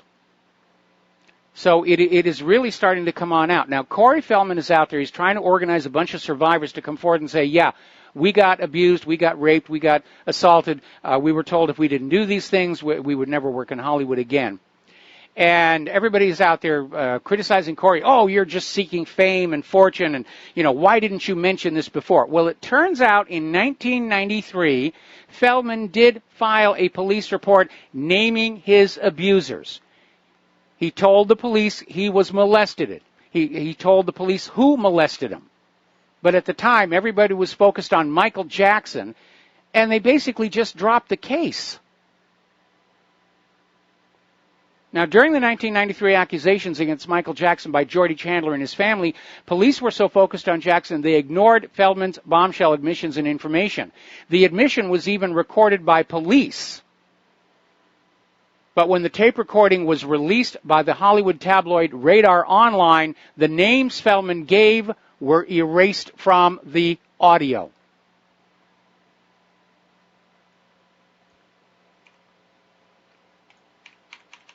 Our entire society has become hopelessly corrupted.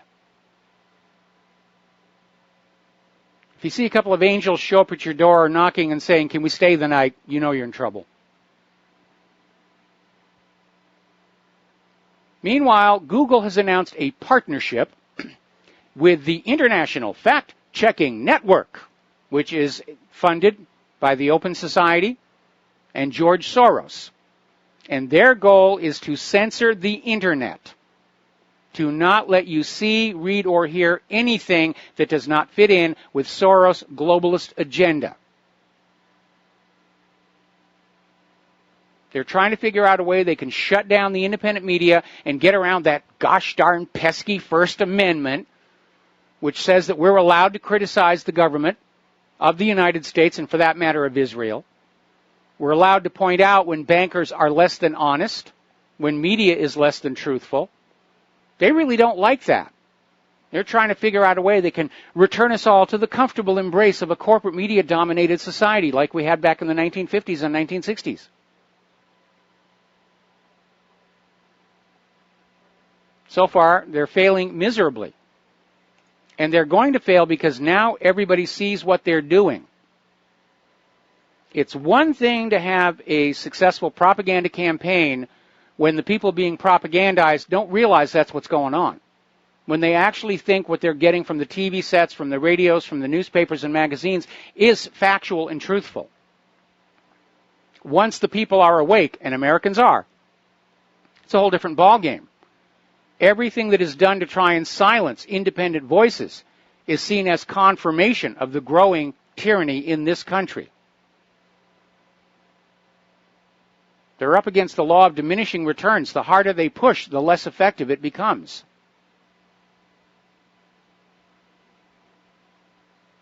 Now, getting into science and medical issues, there's a Rhode Island-based physician, Dr. Gerald Rosenberg, who's pled guilty before the U.S. District Court in Providence on grounds of health care fraud and illegally prescribing the highly addictive fentanyl-based cancer pain drug Subsys, manufactured by Chandler, Arizona-based Insights Therapeutics, for which he was paid kickbacks. This doctor was paid $180,000 $88,000 in kickbacks by the pharmaceutical company to get his patients hooked on this addictive drug.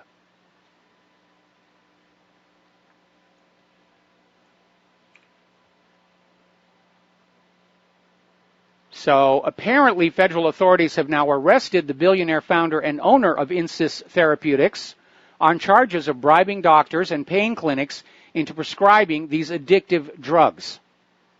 The Department of Justice charged John Kapoor, 74, and 7 other current and former executives with racketeering for leading a national conspiracy through bribery and fraud to coerce the illegal distribution of the company's fentanyl spray, which is intended for use as a painkiller by cancer patients. Knocked 20% off the stock price of the company. Frankly, I think the company should have evaporated at that point. But money is money, and whatever makes money is good, and what doesn't make money is bad. Our entire society is corrupted, even the medical establishment. It's all driven by money. And I'm not saying money's a bad thing. I'd like to have money myself. I'd like to have money for a newer car. I'd like to have enough money to get Claire and I off this rock and back to the mainland.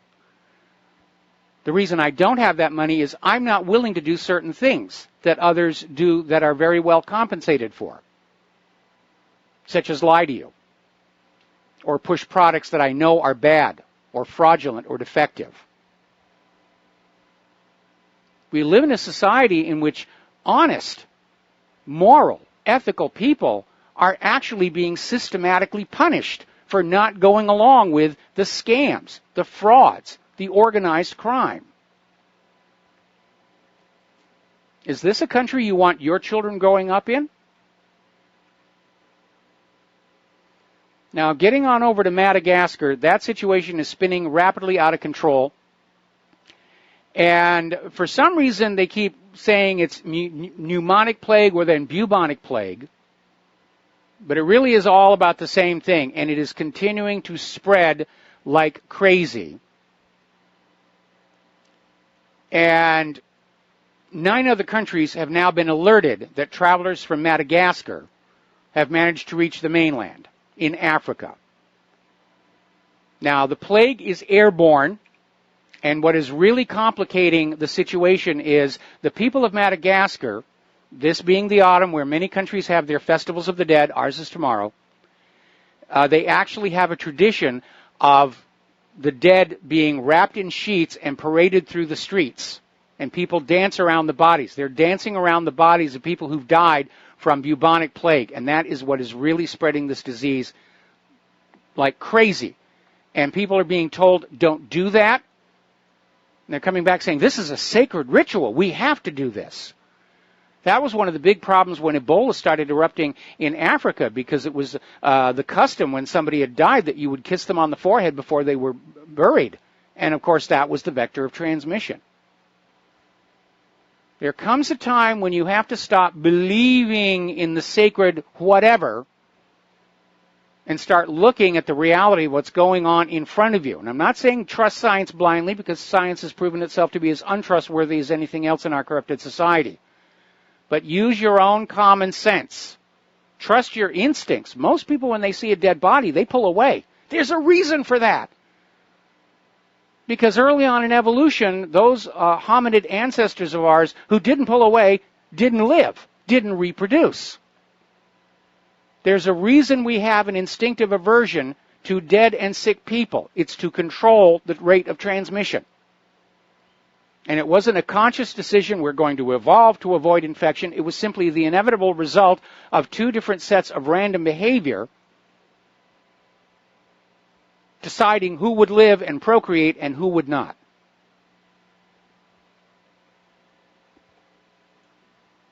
So, now I've talked a long time about some of these chemicals that are being put in our food.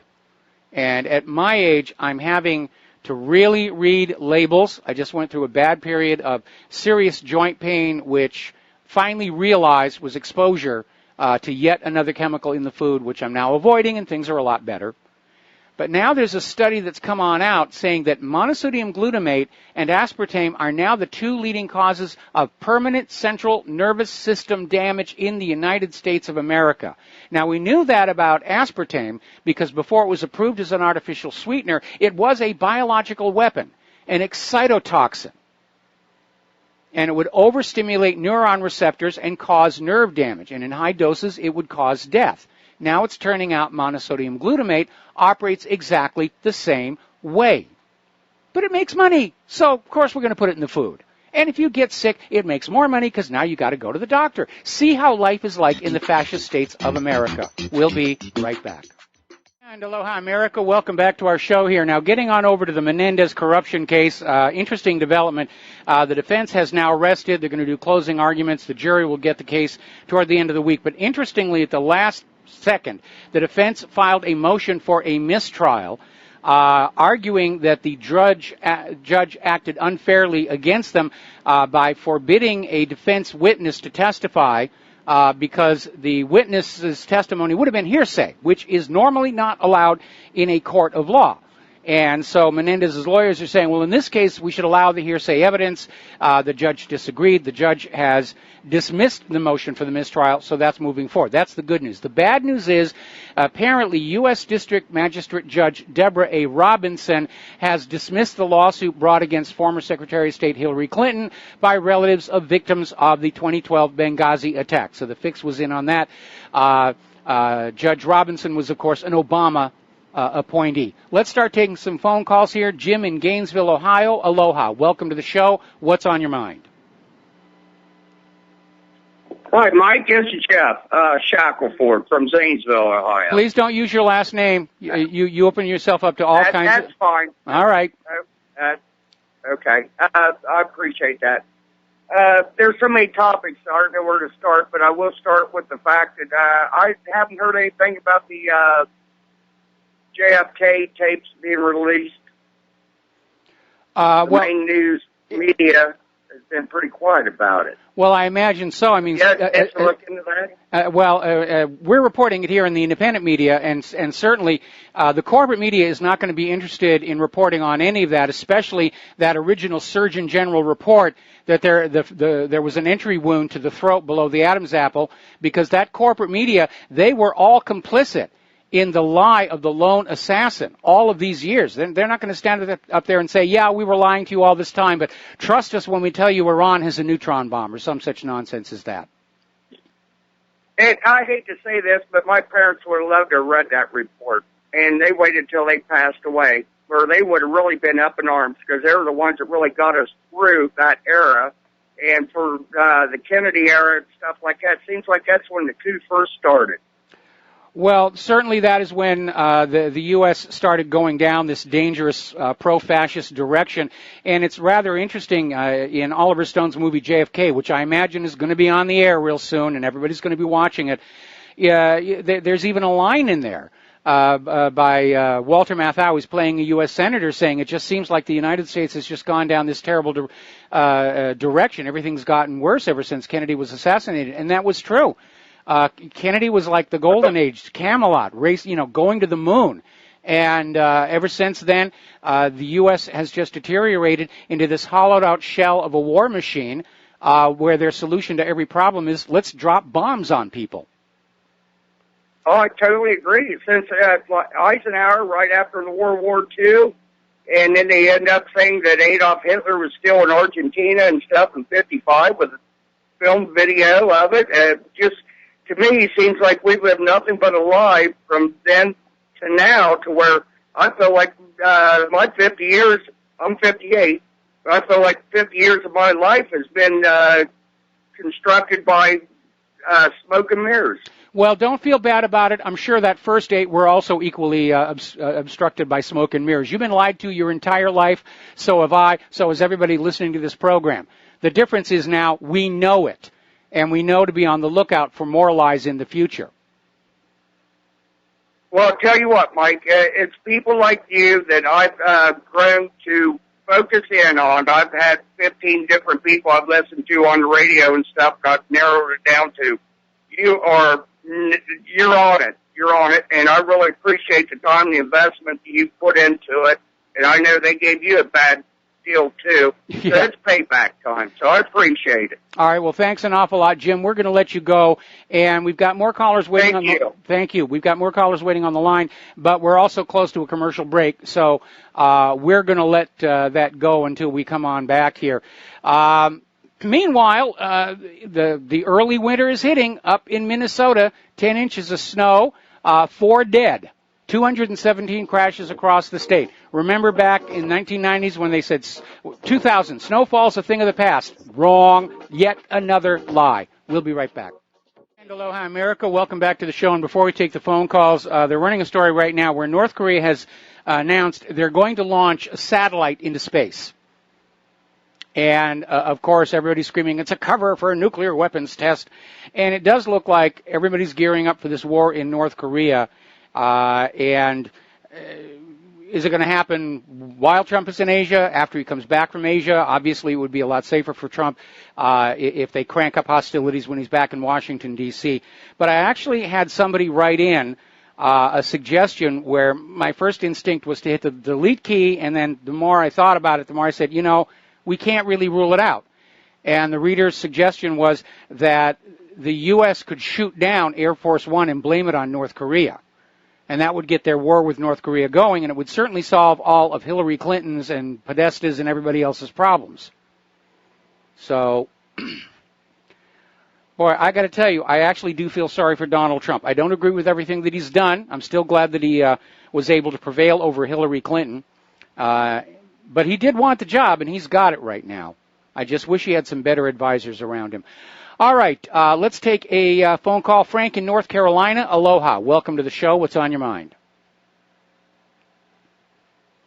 Frank? With regards to, yes, thanks, Mike. Yeah, thanks, Mike. With regards to Trump's Asian tour, I think he's going to be stopping in the Vietnam area there. And, there was a former congressman, I believe, maybe from New York, in the early 1980s that spoke before Trump this past July 4th. And he was speaking to the bikers, the Rolling Thunder group, and he was talking about, all these guys, maybe as many as 200 or more. And he had sources telling him that they're still in Vietnam alive, these POWs that were left there as collateral. I guess there was supposed to be some type of a Marshall-type plan to rebuild, South Vietnam, but I guess the U.S. government reneged, and so they were never released. And I just wonder what the odds would be that President Trump, might address that issue. I would say close to nothing. And it is a tremendous shame for the United States. And the interesting thing is, in that second Rambo movie, they even mention this. That basically, at the end of the war, the U.S. had agreed to pay reparations to the government of Vietnam in exchange for the POWs, and that they just decided, no, we're going to keep the money, keep the POWs, we're going to pretend they don't exist. And what's really ironic is to see John McCain, who is preferred to us as a hero of Vietnam for having survived his imprisonment there. And, of course, now we know that he was actually making propaganda tapes for North Vietnam, which is an act of treason. John McCain has been at the forefront of just shutting down any possible inquiry into whether there are surviving POWs in Vietnam. And I remember seeing a documentary not too long ago that presented a compelling case that, there were quite a few of the Vietnam veterans, obviously this many years after, many of them have passed away. Some of them actually left Vietnam and moved to Russia, and they're still living there. Yeah, I've heard stories like that. Hey, while I've got you, I heard you talking earlier. You said that there were a couple of automobile accident victims who were also survivors of the Vegas shooting, and the daughter had stated that it was like a bomb went off in the car. What were those names again? It's on the front page of whatreallyhappened.com, and I've already deleted it from my talking points, so I don't remember the name. But there have been claims of a lot of people who were talking about multiple shooters. There was that 28-year-old girl was trying to organize a group of people to go public and say there were multiple shooters, and she was found dead in her bed, declared natural causes. And there have been a couple of stories that did not pan out, that were obviously planted fakes to try and get everybody discredited. But this story about the car accident even made the Washington Post. And the story was that they'd gone back home, and their daughter was at home, and she heard this huge bang. That's the word she used to describe it, and ran on out, and there was the car just engulfed in flames. And apparently it took firefighters a couple of hours to put it all on out, but the official story is he hit a guardrail. Well, I'm sorry, hitting a guardrail with a car generally doesn't trigger a monumental explosion unless, of course, you're working for NBC News trying to discredit side-mounted fuel tanks on pickup trucks, but that's another matter entirely. Okay, sounds legitimate then. Hey, also you had mentioned crowdsource earlier, and back in the summer I think I might have called in and mentioned I heard what I believe is a pretty credible guy. I don't agree with him on everything, but I don't think he would have said this unless he had a pretty credible source. He basically was going through the names of the people that basically make up crowdsource. I think you mean and these were CrowdStrike. Israelis. CrowdStrike? Yeah. Okay, well, it was the Seth Rich, to do with regarding the matter of the Seth Rich laptop and everything. And the forensic, investigation on that. I mean, I believe that was an you don't ever hear anything about it that was an Israeli, or at least the guys who made up that company controlled it were Israelis. Well, there was a lot of information at the time, and I don't know that it was totally Israelis. I know that there were some there. But the important part to keep in mind is the entire claim of Russia hacking the DNC emails came from this CrowdStrike, which then came under criticism by other security companies questioning their methods, and then CrowdStrike pulled back from the claim and said, we're not supporting that any longer. And still, that was the beginning of the campaign of sanctions against Russia. So CrowdStrike does need to be investigated. When they're done skinning Fusion GPS and nailing that hide to the barn wall, we definitely need to look at CrowdStrike, because it looks like there's this whole network of these companies and businesses and things that were set up to launder this smear campaign against Donald Trump and against Russia. Are you there? No, I guess we lost that phone call. All right, we're going to switch over to another Frank. This one's in Pennsylvania.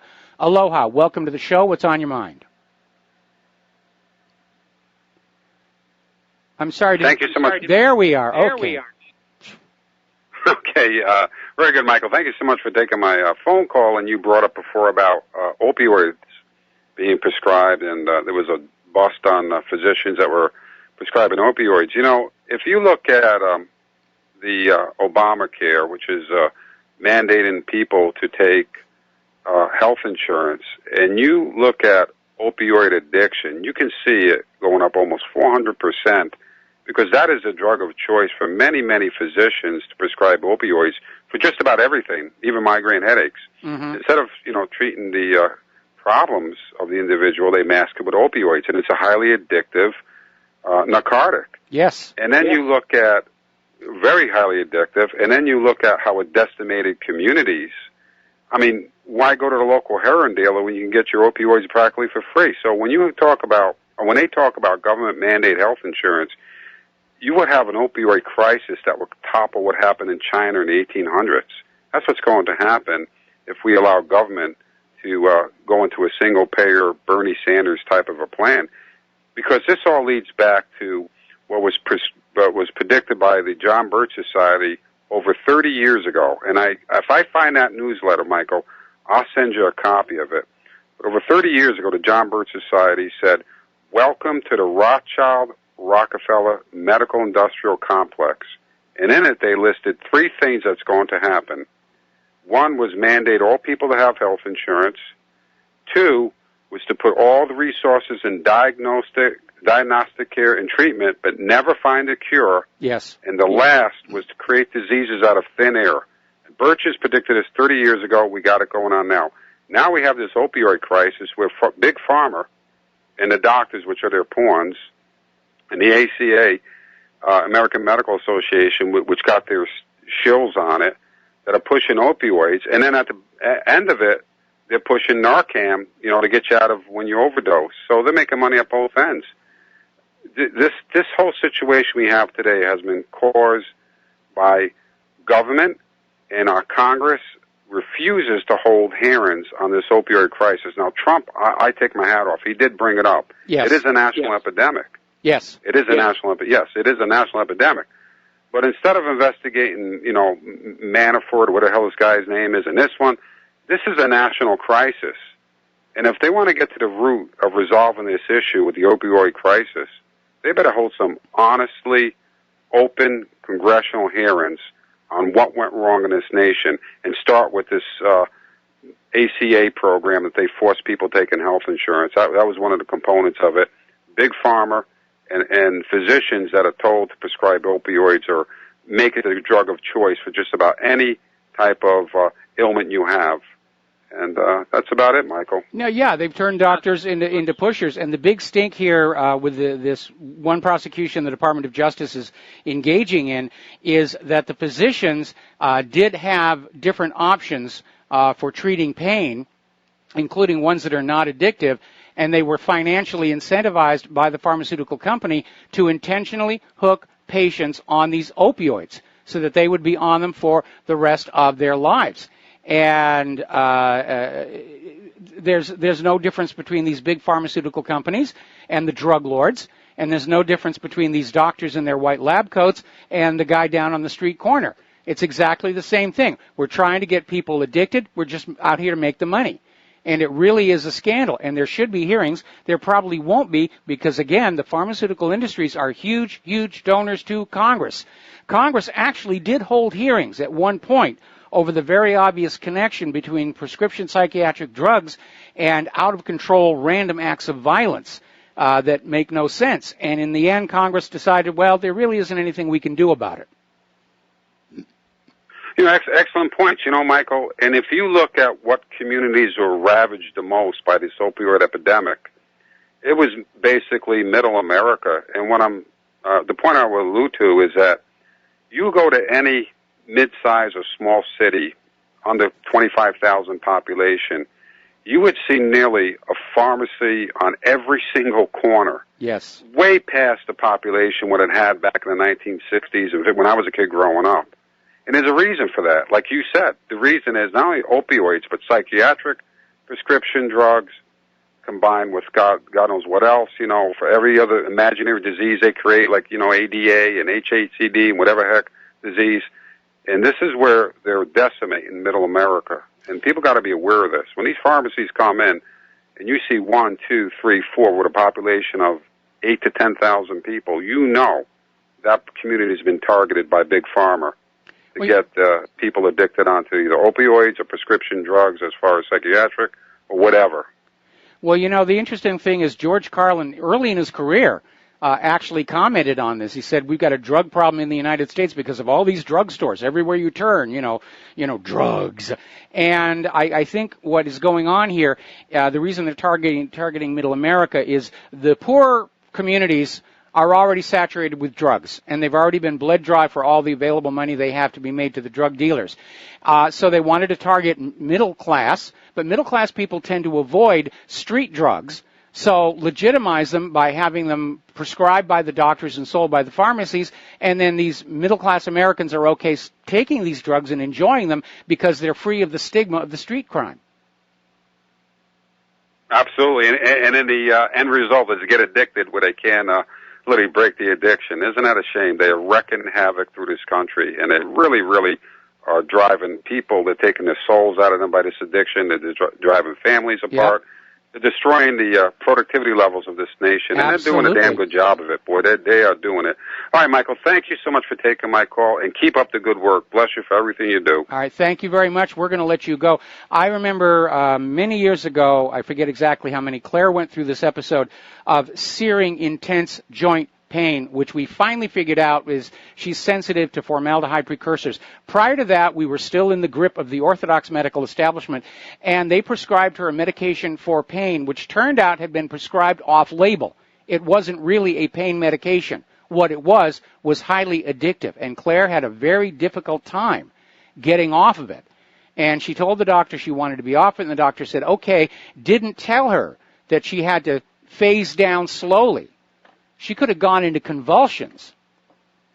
So, again, I'm seeing less and less difference between the classical drug lord and the big pharmaceutical industries and the street dealers and these medical practitioners in their white coat.